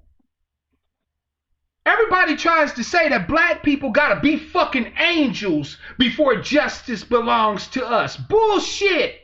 We can't have no crime in our communities. We all have to wear after 6 clothing, speak the Queen's English, be educated with PhDs, and be as good can be before justice belongs to us. Bullshit. Bull fucking shit. Fam, you're not wrong to want vengeance when you find out about the murder of another one of ours. That don't make you somehow morally deficient to want to see the motherfucking cops bleed. You're not immoral or unethical because you want to see the motherfucking cops go away for massive numbers or get a needle in their veins or a rope around their motherfucking neck. You're not wrong for that. Because I guarantee you, should you reap one of the greater society, one of our fellow white citizens, family members, they're not going to sit there and talk about forgiveness and reaching out the hand of love. They want your blood. They beg for it. Dylan Roof didn't ask for forgiveness. Dylan Roof said, I'm going to kill you all. And then they'll have some Burger King. Like, there was no need. Like, when he took them live, he just took them. That was it. Dylan Roof sat there and prayed with him first, though.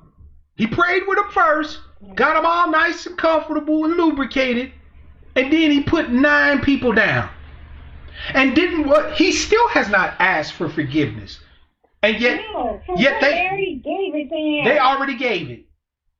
All right, and we got these somebody else call in. Okay, sister, I appreciate you. Thank you so much for your contribution, Ms. Y'all D. be safe.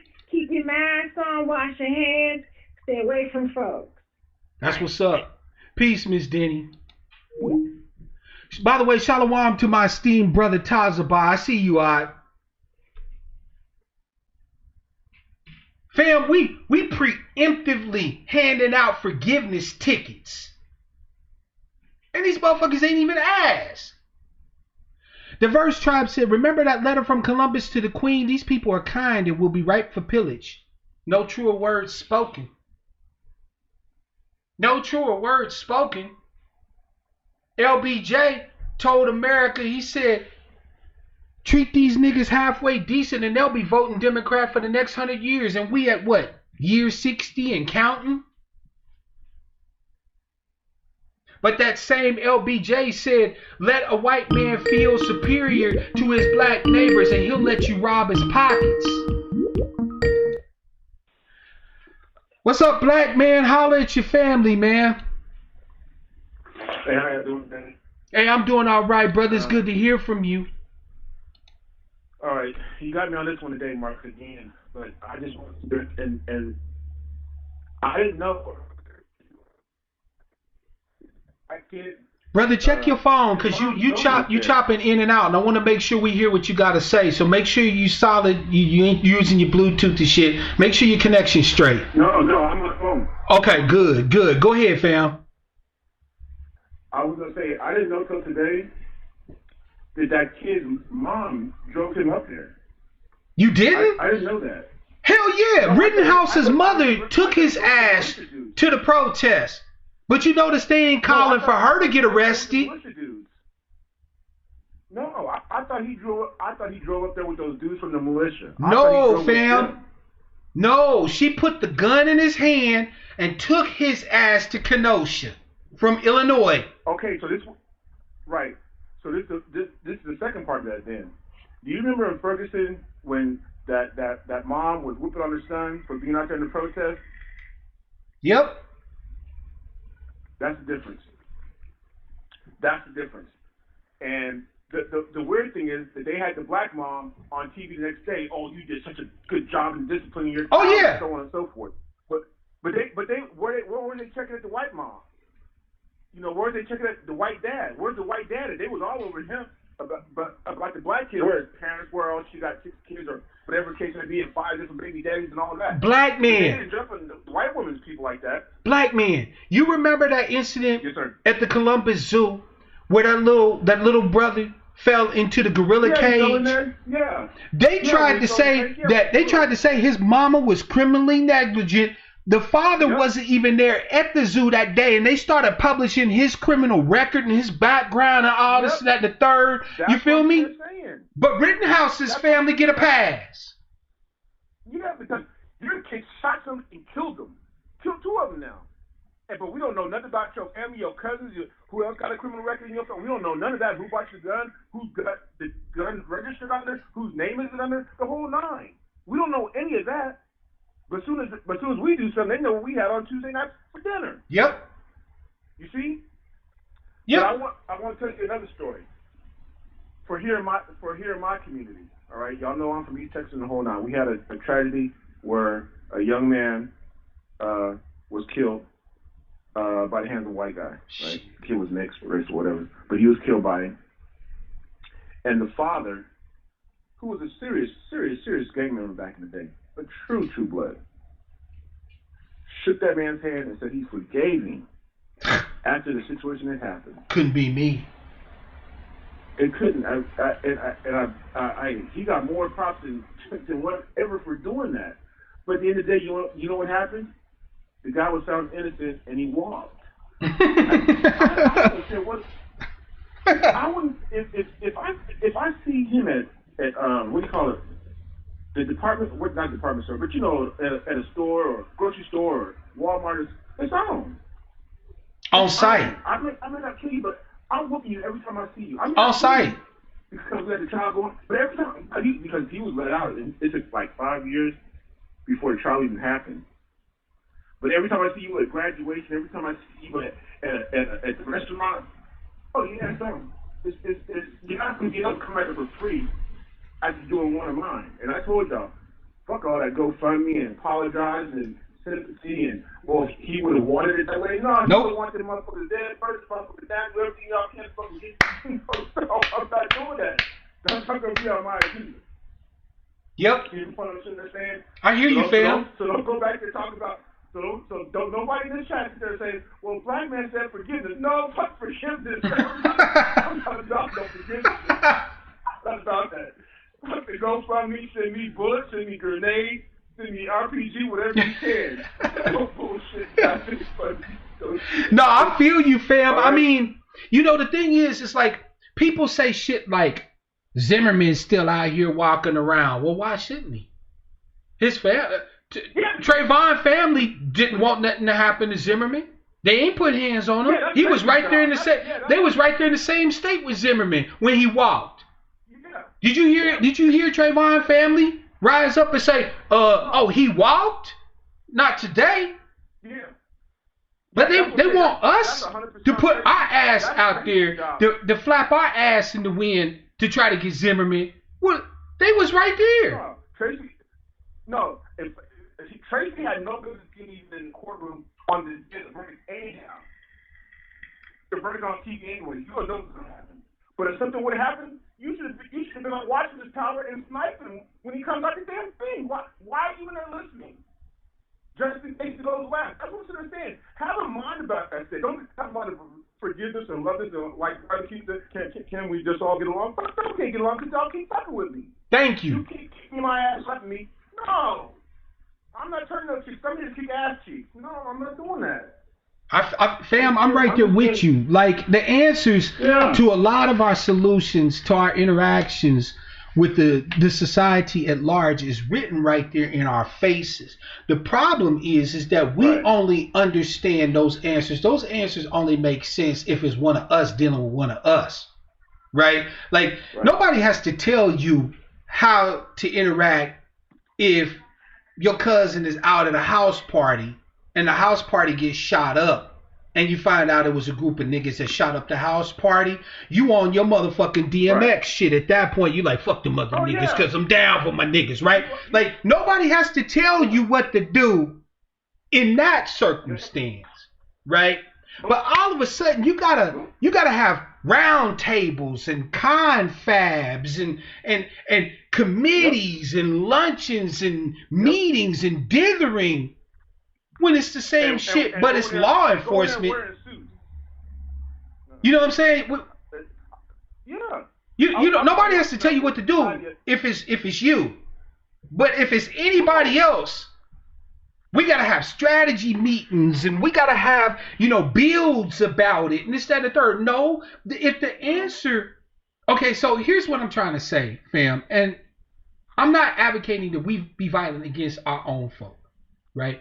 But if option, right? So in other words, if defense or counter violence is an option that's on the table, should a wrong or an offense or whatever be done to us by one of us, right? Okay, so if, in other words, if we can get on our DMX shit, if it happens at the hands of one of us to one of us, how then do you take that same logic and take a leap off a cliff and that piece disappears when it's somebody else directing violence towards one of us? That's the question that I think everybody moving forward is going to have to kind of answer.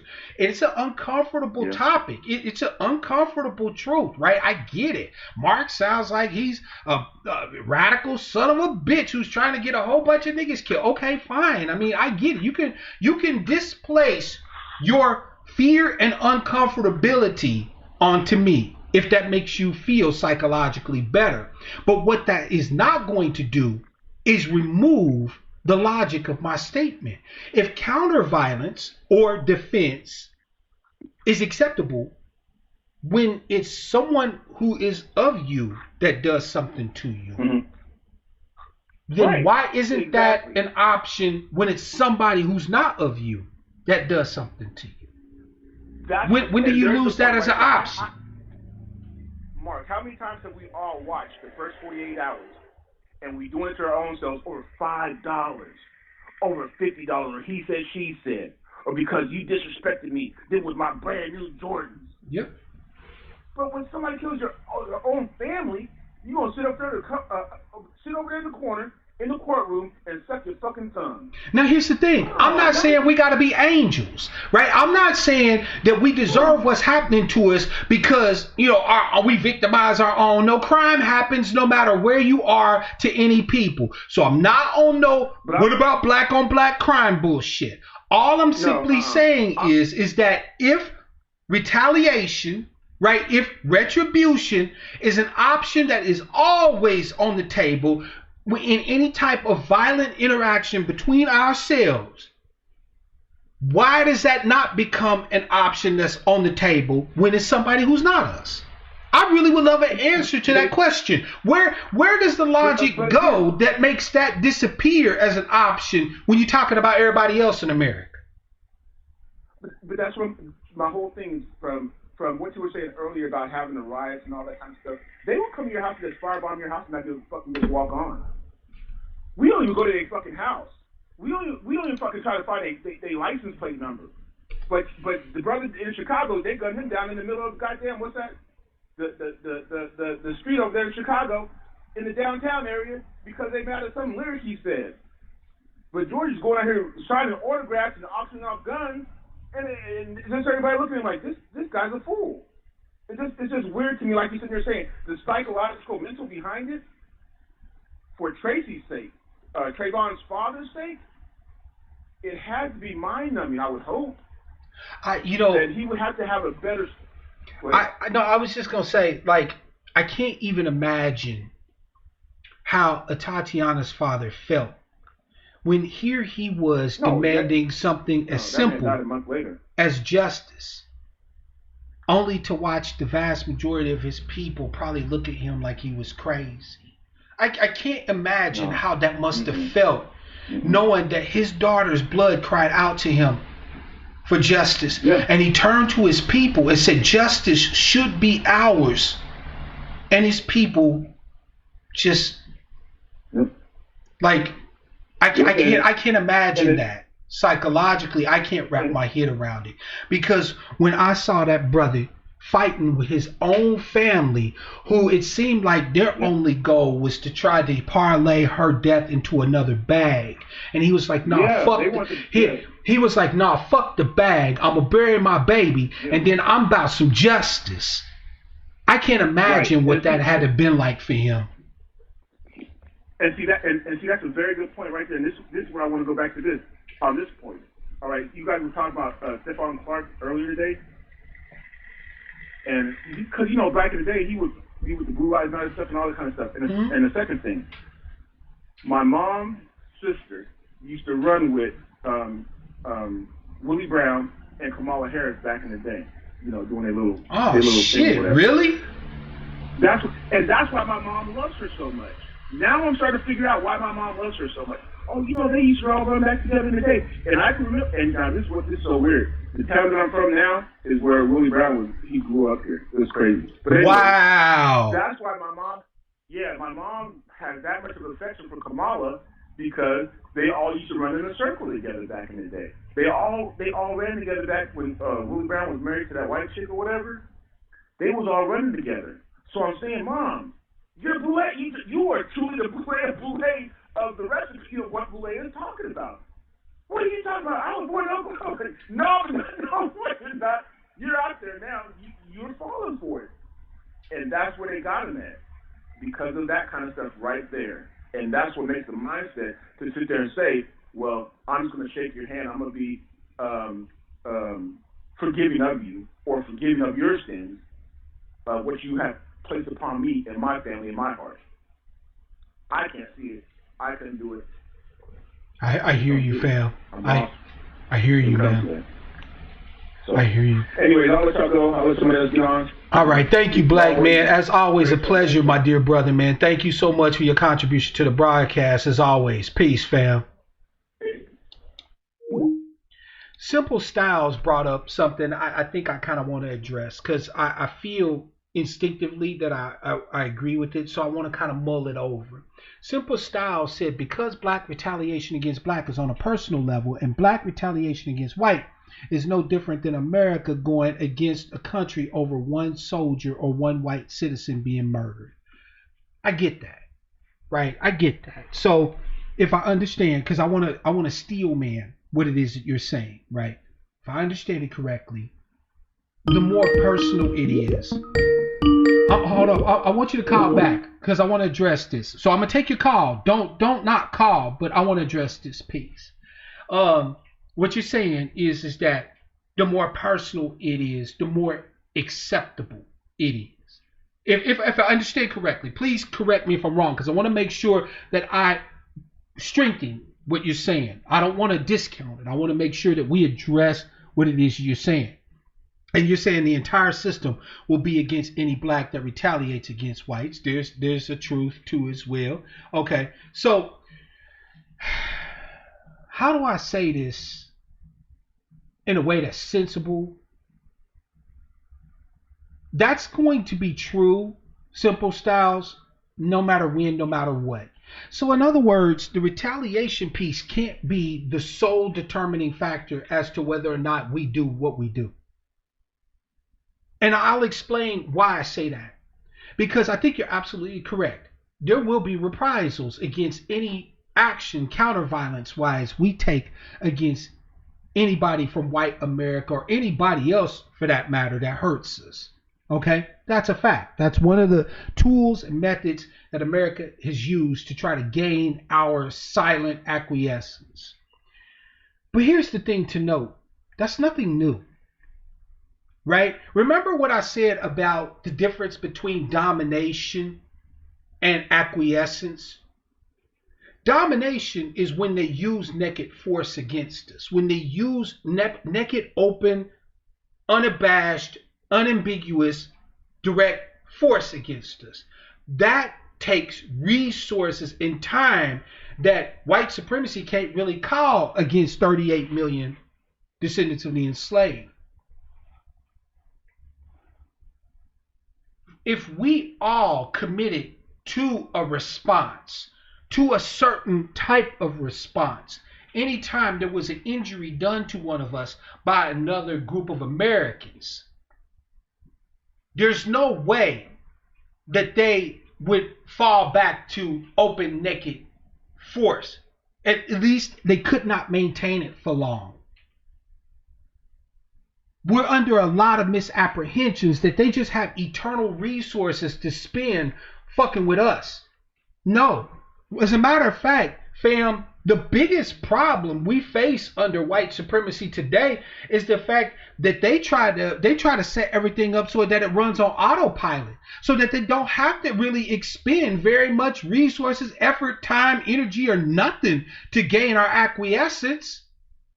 That's the worst part about all of this, about all of the stuff that we're facing, is that it literally costs them very little or next to nothing at this point in order to continue to have us just simply roll over and take whatever it is that they want to deliver to us from day to day. Why don't we ever examine that? Why don't we ever examine the fact that it literally is costing white America next to nothing for them to reap what they reap from us? We haven't really made it cost them anything today. They give us a few speeches, a few kind words. They send some well-known white face who ain't afraid to come and say black a few times to us. They say, I feel your pain, and I know you want justice, and if you ride with me, we'll talk about it. That don't cost white America shit. They hold up a few placards screaming Black Lives Matter. That don't cost them nothing. And what they gain in return for that far outweighs what we get from them. Our interactions with our fellow Americans need to be transactional on both sides. And unfortunately, what it seems that we've all been demonstrating to them that we want is not what's going to be beneficial to us as a collective. It will benefit some of us individually. Sabrina Fulton's able to become a politician and gain access to tables and shit that she never sat at before. How does that help us? How does that bring justice for Trayvon? How does that bring justice for Mike Brown? How does that bring justice for Corinne? How does that bring justice for Sandra? How does that bring justice for Alton? How does that bring justice for any of these people that we've lost? We've got people whose whole goal is to sit at tables and to have confabs and meetings and join luncheons and to have a voice. What good is your voice if your voice doesn't bring us what we need? If your voice only provides cover for the white supremacists to be able to do the harm that they do to us. Fam, I'm going to wait for that person to call back in because I want to take their call. But before they call back in and or I wrap up the broadcast, I want y'all to pay attention to Louisville, Kentucky for a second, where our sister Breonna was murdered. The prosecutor there is a black man who's married to the daughter of none other than Mitch Better Have My Money McConnell, the Senate Majority Leader. Now, we've been demanding justice for Breonna since we found out about the murder and also the railroading of her man Kenneth. Justice for Kenneth too. Let's not forget him. Now, this man can't come out and just simply announce charges on these murderous pigs who raided the wrong place and killed our sister in cold blood. But he has time to go speak at the RNC convention.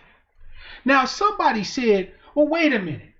How is that a gain for Mitch McConnell being this arch white supremacist? I'll tell you how it's a gain for him. As their numbers dwindle, as they become the numerical minority in the United States of America, if white supremacy is going to maintain its historical and current prerogatives, they have to have people of other ethnicities willing to buffer for them. And they have to utilize power through their proxies. This is why having black faces in high places means nothing without action. This black man is in his pocket. He's ideologically and politically aligned with his father-in-law and is willing to exchange favors with Mitch McConnell. Mitch McConnell is the senator from Kentucky. Nice to have a motherfucking prosecuting attorney in your back pocket, isn't it? And it's even better when it's your black son-in-law. So you can sit there and say, I can't believe that they say that I'm racist. My son-in-law is black. The ultimate in cover. The ultimate in protection. Provided to you by blackface.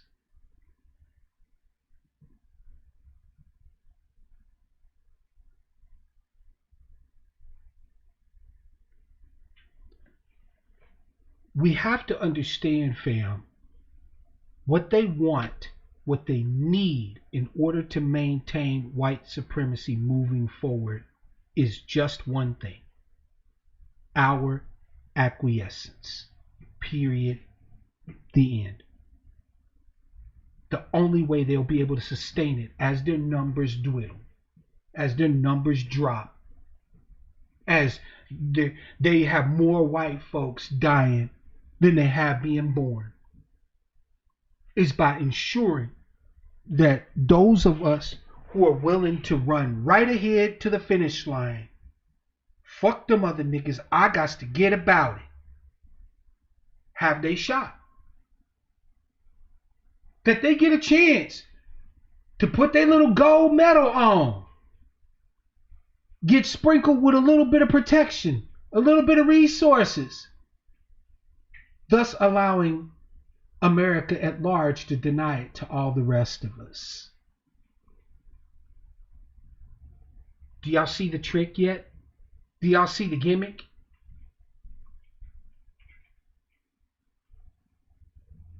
What they want plays perfectly into what some of our tribes people want. And until that's not the case, or until we dress those of us who are making it clear that they're for sale, like modern day slaves able to be bought and sold, until we dress that, until we have these conversations, until we deal with that shit, don't be surprised. I, for one, am not mad at any of you at this point who see another body dropping and pause for a second before you open your mouth. Not out of fear. You're not afraid. You're not scared. I know it. You're not afraid. You're ready to do work. But you can't want for somebody more than what they want for themselves. And if they don't see it as an injustice, then what the fuck you look like seeing it as an injustice? What the fuck you look like going out there advocating for somebody who, as soon as the bag comes in, as soon as the doors get open, as soon as they start making it rain, forget all about the fact that your ass was out there, but meanwhile you still have to face the repercussions of your advocacy. Because like Simple Style said, retaliation is going to be a factor no matter what you do.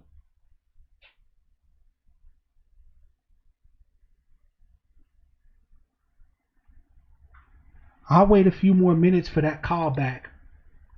425-296-1980. That caller from 301. Love to have you call back.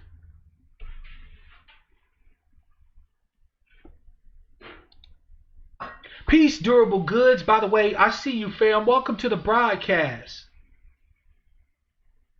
Yeah, he not my master. He more like my daddy. That's like Kanye talking about that Trump was a father figure. He loved his dragon energy.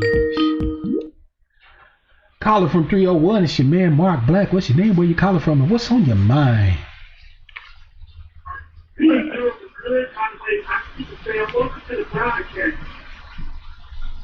What's happening, my brother? Brother Elder Richard. I knew it was you. I was like 301. That's Brother Richard. How you doing, fam? Talk to us today, man. Give us a word. Give us a word. Well, I'm present a couple of questions. Please do. Maybe about 3 questions, and then maybe we can have a good understanding of what we want. You know, you asked the question, what do we want? What do they want? Concerning us, what do we want? We can say what we want. Then we have to answer the question, how are we going to get it? And why is it necessary that we get it? You know, one question leads. You can say I want you to love me as a brother. But then the brother might say, well, why? You know, why should I love you as a brother, and so forth. So, stating that we want reciprocity, saying that we want reparations, saying that we want justice for our people, or we want to live as American citizens in America, then we have to ask the question how we're going to get it. Okay, you had talked earlier about opportunity cost. Okay, we talked about opportunity cost. I had a few courses in economics because economics was my major. I learned a little something, maybe, Right. I learned a little something. I hear you. I learned a little something about supply and demand. Yep. And all. And I studied. I took up micro and macro. Getting into the government and getting into the resources and all of that. But to understand what is the opportunity cost. If will we be more powerful, or will we empower ourselves more by not voting as compared to voting? What does voting say that a great number of a great percentage of our people vote for Biden as they did for Hillary Clinton, as they did for Obama? What will we get? What will we gain by voting for them? We're gonna, as far as our case for reparations, we know we're not going to gain any strong advocacy for reparations. Right. Right. We know that. We know that right off the hand. So the opportunity cost is that we miss out on establishing what we will call a unified front, a critical mass that is unified to really exert pressure on whomever get in that office. Okay, if it's Trump, Pence, or if it's Biden, Harris, we lose out. The opportunity cost is that we lose out on establishing a critical mass that can be more of a strong advocacy for our justice cause than we do by voting for them. You know what, Brother Richard? Because I agree with you 100% about the opportunity cost that we lose out on. But I think that you don't go far enough. Because if you remember, brother, and I know you do, when Barack Obama was president, black people literally had no rights it seemed like under the law to complain about shit. We couldn't say nothing. Fam, we had people, bodies dropping left and right at the hands of police officers. We lost more householders under Barack Obama than any time in recent history, right? We never recovered from the economic collapse of 2008. Unemployment for black folk went through the roof under Barack Obama, and family, we couldn't say shit. You couldn't open your mouth as a black person to say anything, demanding anything of Barack Obama. And now they're telling us to our face that our concerns are going to be heard and they're going to feel our pain. But Biden has repeatedly said over and over that nothing essentially is going to change. He's running on a platform of I'm taking things back to normal, which for black folk is a snafu, situation normal, all fucked up, right? But we're supposed to believe that if we cast our votes for Jim Crow Joe, that all of a sudden we're going to have a place to stand, to be able to be critical, to be able to advocate, to uprise, when everybody's screaming with if they elect Biden.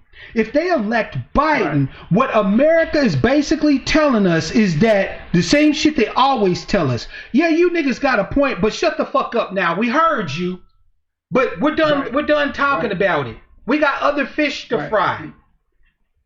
Yeah, we've given you a so-called black vice president, like we gave you a black president. Right. So what you got to complain about? Yeah, we painted Black Lives Matter on the street. Aren't you guys happy yet? Yeah, they're gonna, it's gonna be, it's like a case like Malcolm X used to say. We got a choice between the wolf and the fox. We had a choice between the wolf and the fox, and both of them want to make make us their meal. You know what, Brother Richard? You know the old saying, right? If a wolf, a fox, and a chicken is voting for what's for dinner, no matter how the ballots are tallied, chicken is going to be on the menu. Yeah, definitely. So we either got the fox. We got a choice between the fox and the wolf, and we're on the menu. We're on the menu for not getting our justice claim and not getting reparations. But see, Brother Richard, that brings me to the point that I've been continuing to make. If we believe that, right? If we know that that's the case, right? So assuming that Biden is shit and Trump is shit, and no matter who gets in there, it means more bullshit for us, then the what do you have to lose question shouldn't be directed at what do you have to lose selecting which bowl of shit you scoop out of. It should be what do you have to lose in whatever chosen means of agitating, fighting, advocacy that you pick. In other words, what you say that when we say we want justice, we have to then ask, well, how do we get it? The answer to that at this particular point has become clear, Elder Brother Richard. That answer is however the hell we're able. They have made it clear they're not going to make our way smooth, right? There's no pathway, either D or R or anything else that we can see that is going to make this an easy end run, a layup, that this is going to be just us hammering out the details, which means that it's players' choice. We get to call the wilds. We get to determine how this game is played from here on out. They've already decided that based off of the rules they want to play with, that they want us out the game completely. They don't even want us sitting at the table talking about the game. They want us out the game completely. White America is saying, enough liberals are saying, you know what? Yeah, we heard black people. Now shut them the fuck up and get Joe Biden in so we can get rid of Orange Trump. And then Trump's followers is like, oh, no, you ain't getting rid of Trump. It's all fake news. Damn them niggers. We never wanted to do anything for him anyway, so on and so forth, right? So there is never going to be, moving forward, any easy path. So why not let all options be on the table? You ask, how do we get it, Brother Elder? The same way black folk have always gotten anything in this country, by hook or by crook, however we get it.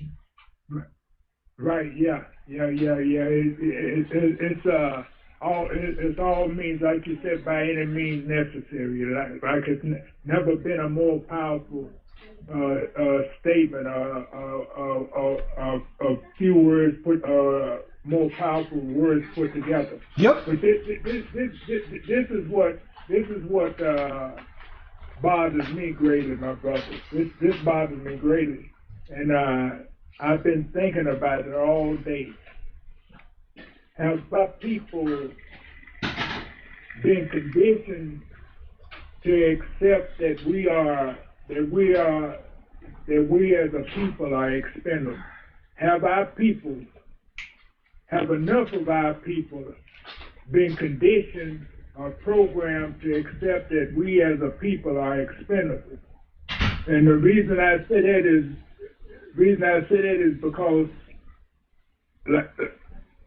of the position or the position that our people take, the spirit of the nature of our, nature of our tenacity of the force to get what we want. Has it been extinguished to the point that we have been conditioned or programmed to think that our people are expendable? We'll find out.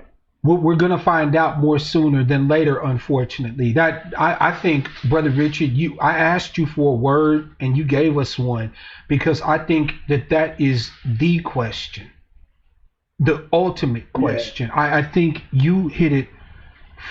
I'm actually kind of breathless at this point, brother. I usually have a lot to say, but I think you said it all. That is the ultimate question, and I think that we will be forced to answer that question more sooner than later. We have now, without the moratorium on evictions, we have millions of our brothers and sisters facing eviction when that moratorium is lifted by the CDC. They didn't put it in place to protect people from getting kicked out on the streets and to do economic justice. Right. They put it in place to prevent further spread of the coronavirus and so on and so forth. That's the only reason why that moratorium is there. I truly and honestly believe that is the question every single blackhead in this country is going to have to ask and answer themselves. Is your will to fight enough to where you will be willing to do whatever it takes with whomever it takes amongst your tribe to get what we need to get as a people? Or have you finally just succumbed and you just hope for a not painful death at the hands of your fellow white citizens? We will find out the answer to that question more sooner than many of us are comfortable with, Brother Elder. I promise you that. Okay, one last thing, and I would like to say this to because we're gonna lose as the North Vietnamese said when they got to the negotiation table with McNamara and so forth, and McNamara had said to one of the generals, he said, y'all lost so many people. He said y'all just sacrificed so many lives. He said, yeah, but he said the general said, we were willing to fight to the last man. Yep. In other words, that was very profound, and it's just something we're gonna lose. We might as well get better. We're gonna lose quite a few more brothers and sisters because it seems as though this is institutionalized sanctioned behavior. Yep. Just, it's done become institutionalized now. It's not that is happening in Mississippi or Alabama or Georgia. It's happening everywhere now. You know what Malcolm X told us, Brother Elder? He said if you below the Canadian border and you black, you in the South. We keep thinking that it's our brothers and sisters in the South that are facing the worst of what white supremacy has to offer. No, if you're a black American, you are in the South. And we seem to have forgotten that. Right? We seem to have forgotten that same energy, not to mention the fact that it's a slight on our brothers and sisters in the South. Because believe it or not, many of our brothers and sisters in the South understand the buckler we dealing with. So they ready to put in work. But when you look at the movements that come and squelch the fire, that come and put the fire out, they're almost always northern Negroes from New York and Jersey and Chicago and this, that, and the third, who say, nah, it ain't about them being the same old buckler they used to be. It's about feminism. No, it ain't about them being the same old evil, rotten, cousin fucking three-tooth having shit kickers they always been. Nah, it's about intersectionality. Right. So I don't have no slights against my brothers and sisters in the South. You know what I'm saying? If you in the lower 48, you in the South. Right. Yeah, that's true. That's so true, my brother. Like Dr. King said, he never seen so much hatred in the eyes of white people till he went to Chicago. And Facts. He said they were all in the trees and buildings when he went. I think it was what's that name? It was in '66 when he went to Chicago. And he said, I never experienced so much open and naked hatred as I did ever. And this man was in the heart of the South sometimes. He was down in Montgomery. He was down in Savannah. He was down in the so-called worst racist places in the country, on the planet. And this man said, I never seen so much naked, open hatred of black people as I did when I went to Chicago. Right. Black folk got it twisted. You think because you live in Kenosha that you are living around good white folk. You think because you live in Minnetonka, Minnesota, that, hey, your white folks don't think the same as them white folks in the South. You think because you live in Rockport, in Illinois, that that your white folks ain't like them shit-kicking country white folks down in the South. No, you got the exact same white folks as everybody else got. Only your white folks have been too lazy to just come out and hurt you. No, what white folks in California and in Washington State and Oregon and in the Dakotas and in Wisconsin have done is they farmed out the killing of black folk to the police. Right. That's the only difference. The white folks, the northern white folks, got savvy. They like, hell, why should we be ginning up lynch mobs and shit like that to go and fuck these niggas up? That's what the hell we got police for. Right. Yeah, they're the fox. They're the fox, and then you got the fox and the wolf. So you got the fox in the north and the wolf in the south. So, but during busing desegregation in Ponak, Michigan, when they was bombing them buses and everything, like this behavior, it's just naked, racism. But hold on, Brother Richard, because I got something I want to remind you about, just in case you forgot. You my elder, and I know you be spotting a lot of stuff, but sometimes I see stuff and I want to share it with you. The whole wolf and fox analogy no longer holds since Donald Trump, and I'll explain why I'm saying that. Because Donald Trump has given white America permission to all be wolves. Why do you think that they can run Joe Biden? Joe Biden is nothing but a wolf with a D in his fur, carved in his fur.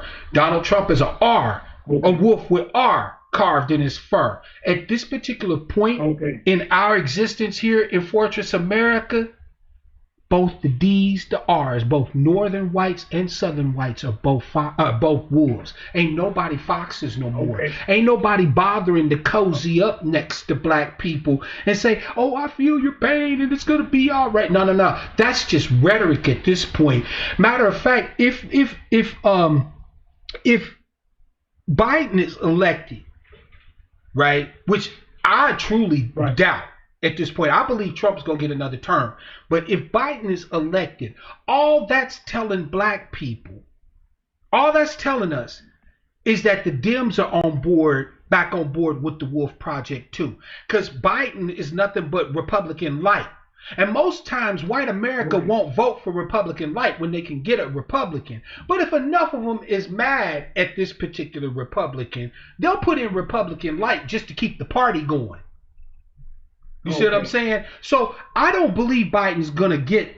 I don't believe he's gonna win. I believe Trump is gonna get another term, and I think a lot of motherfuckers is gonna sit there and feign surprise come November 4th, right? But if Biden, by some miracle, manages to get into office, that's the final nail in the coffin in our modern day incarnation of politics with the Democrats, because that will have signified to every black person, or at least I should say it should signify to every black person, that the Democrats are now on the Wolf Project too. There's no more foxes. Yeah.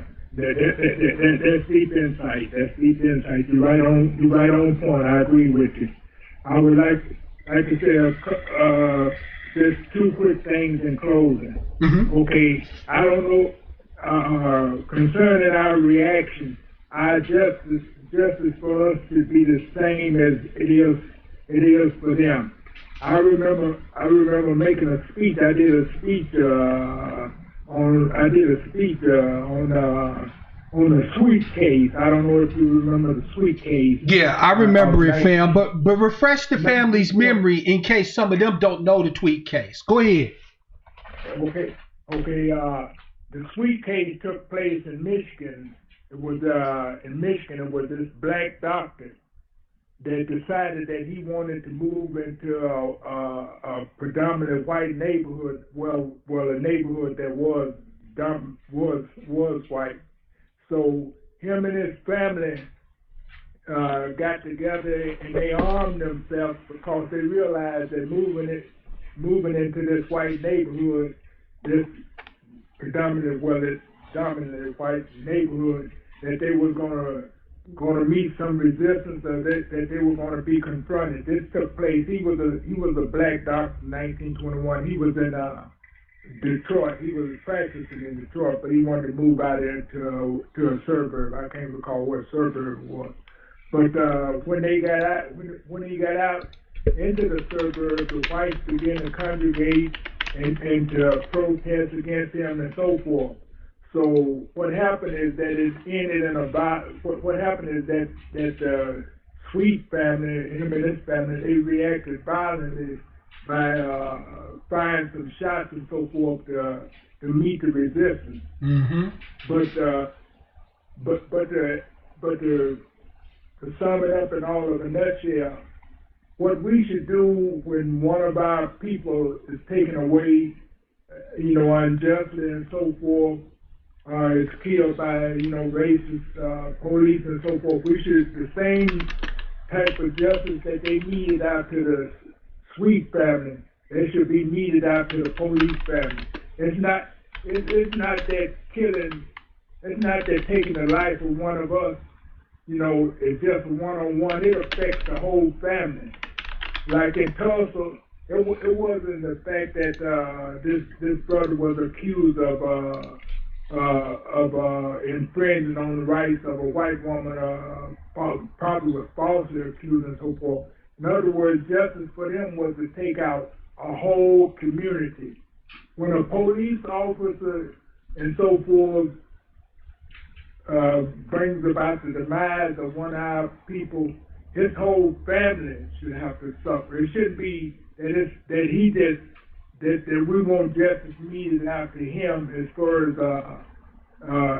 for him to get a prison term or to get fired. That's not justice. What type of justice? You done took a a person's life, and you're gonna say, well, I would like for the police officer to be fired. I'd like for him to do prison term. He still have a life. Yeah.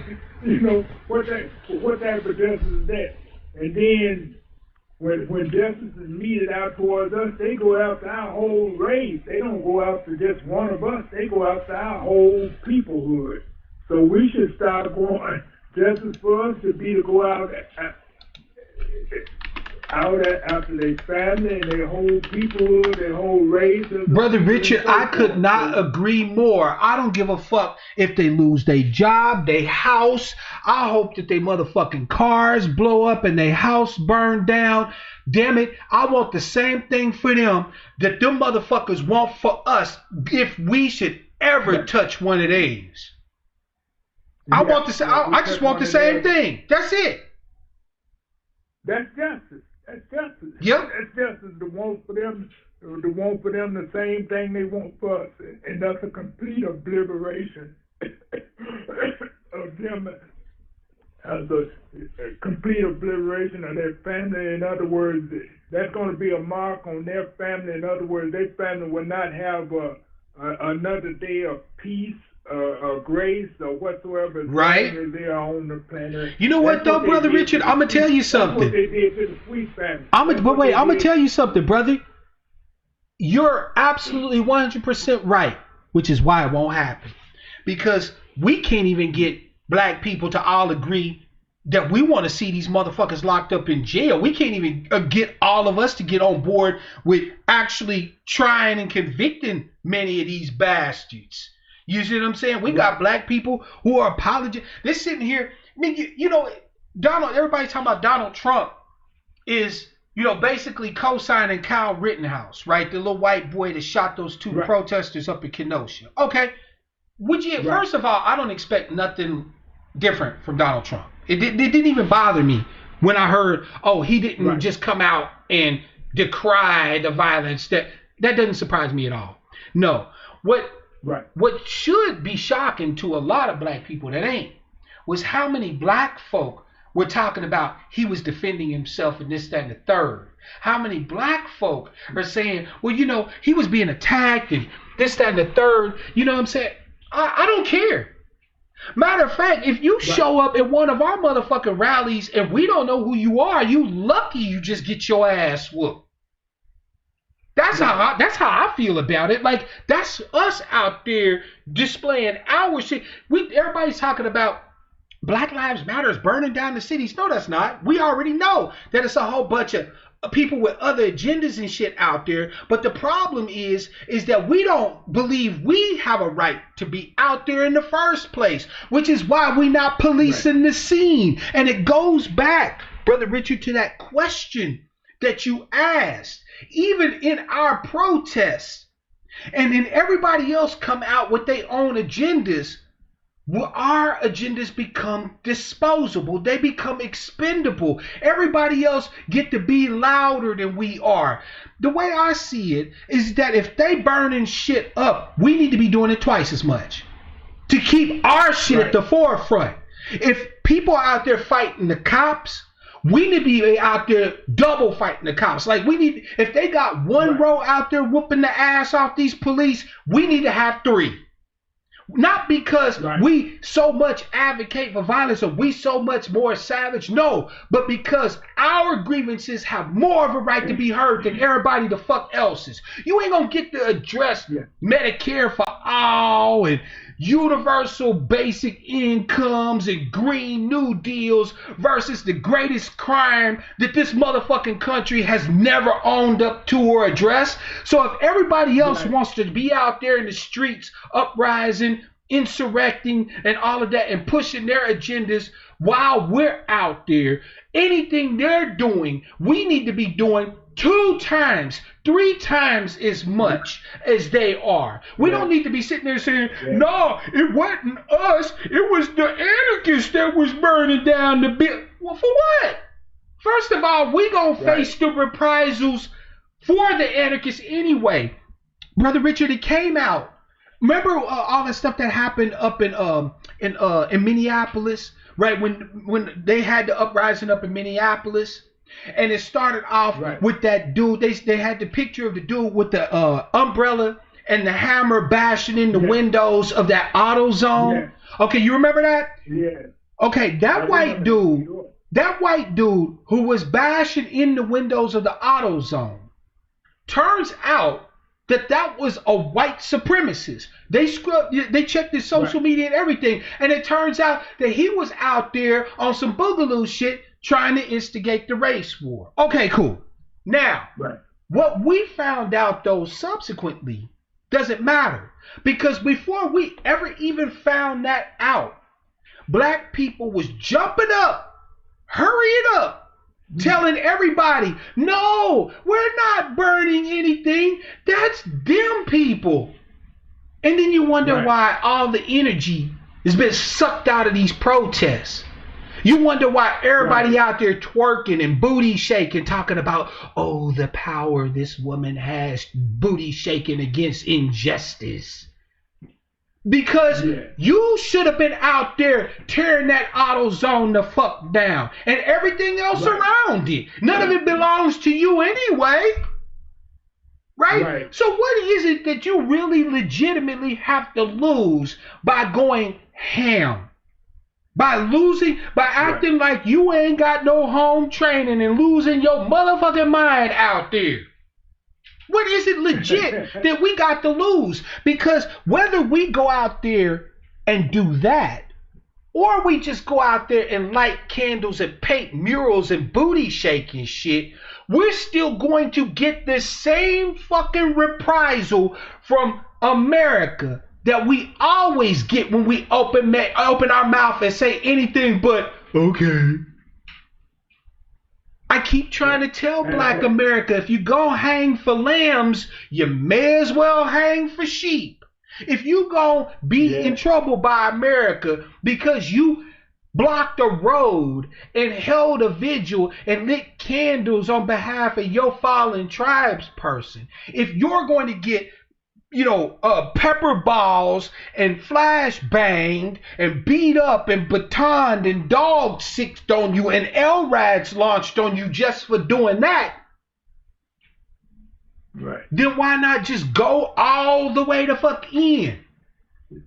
Yeah, you might as well. Yeah. But you're right. So I'm saying, Brother Elder, you're right as rain, which is why it's never going to happen. Never going to happen. Okay, my brother. Well, I want you to keep on with what you're doing. You presenting some powerful. You present a powerful spirit, powerful messages out here, and you helping to keep many of us on point and so forth. I got to, brother. I got to keep the main thing the main thing. I appreciate you, brother, as always, Brother Elder. I appreciate you. Okay, you take care now. I will, sir. You do the same. Peace. Family, you heard it from your elder brother. Our elder brothers told us right there what needs to happen. If we lay a single inch of a breath on anything that belongs to them, dog, property, you name it, the reprisal is swift and it's always the same. So, fam, you ask, how do we get our due? We get our due by wanting the same justice for them as we want for ourselves.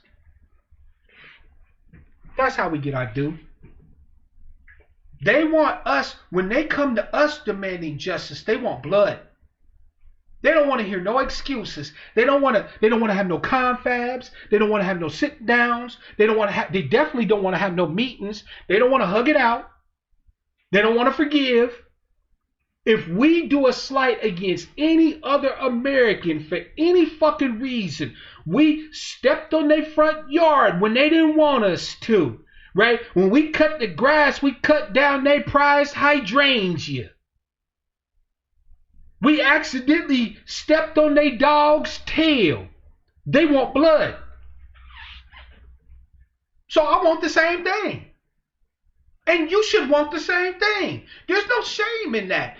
There ain't no more of this justice for me, but none for these shit.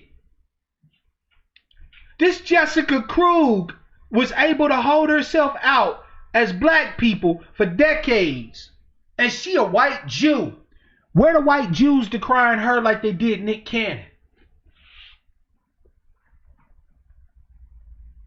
Nick Cannon just mentioned something. It wasn't even anti-Semitic. It wasn't even no major anti-Semitic shit he said. And yet the Jews was able to ride down to where Nick Cannon now has to wear a yarmulke and have a personal fucking rabbi. Meanwhile, this Jewish bitch gets to wear our skin, our lineage like a cloak for decades and tell niggas what to do and claim to educate people on blackness. And you hear what from the Jews?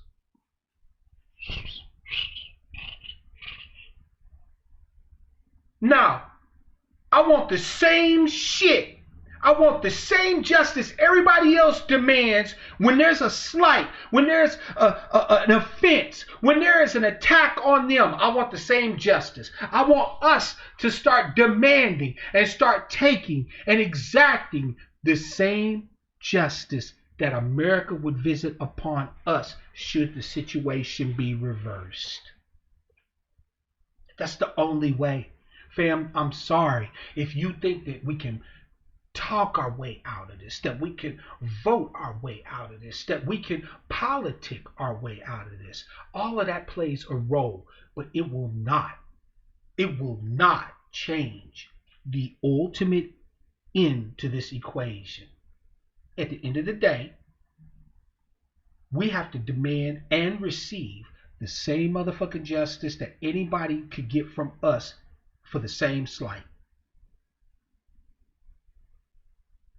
If we're not demanding that, if that's not the goal, if that's not what's on the table, expect to see more blood flow of ours, not theirs. America's currency, family, hasn't changed. It still traffics in the same currency it always has. We just need to get on board with the banking system and start making some motherfucking withdrawals of our own. So fam, I want to thank you all again for a wonderful broadcast. Thank you so much to all of the new supporting members, Sister Taj, Cool Unc, and Miss Denny, right? And shout out to Hermias Mora. Shout out to Rhonda Brown. Shout out to Black Magic Family. If you haven't done so, please consider becoming a supporting member of my work. Again, I'm not promising you anything except good information, solutions that we can actually do something with, right? Sometimes some entertaining content and some truth that sometimes we don't want to hear, but truth nonetheless. I will never lie to you. By the way, fam, I've mentioned this book, and I went to go get it when Brother Elder Richard was talking. But if you haven't already, pick up this book right here by Robert F. Williams. See the title? Robert F. Williams was instrumental in preventing the Klan from victimizing the people of his town. And he did it by arming and tooling up. There was actually even a gun battle with some Klan members and our brothers down there in the South where Robert Williams was. And they handled that business to the point where the Klan wouldn't even come around no more. Yeah, they ran the Klan the fuck up out of there. Y'all wondering what the solutions are? We got to have meetings. We got to have confabs. We got to have luncheons and commissions and tables and discussions and all this and that and the third. No, we don't. The answer been staring us right there in the face. We can either pay heed and solve the equation and gain some measure of fucking peace and power and prosperity, or we can continue to acquiesce.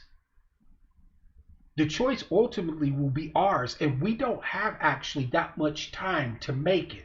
I'm not trying to be alarmist here. I'm not trying to pretend I'm a prophet or anything like that. Any person with their eyes open can see the writing on the wall. It's about to be robbing season. R-O-B-B-I-N-G. It's about to be robbing season in America. Just like the kleptocrats and the plutarchs and the oligarchs are robbing the treasury, white citizens is going to go back to robbing us again. Breaking into our houses, framing us up for shit, getting us caught up in trick bags. Not all of them, but it don't have to be all of them. It's just enough. Family, if you got your head in the wrong head space, woe betide you. If you think that justice is reaching out the hand of love and holding a barbecue and putting up a bouncy house, woe betide you. If you all about your personal reparations rather than reparations for your entire tribe, woe betide you. We got some tough choices to make and not much time to make them. So fam, with that said, I want to thank you all again. I appreciate all of you who tuned into the broadcast. Please, if you didn't tune in, I hope you enjoyed us on the re-up, right?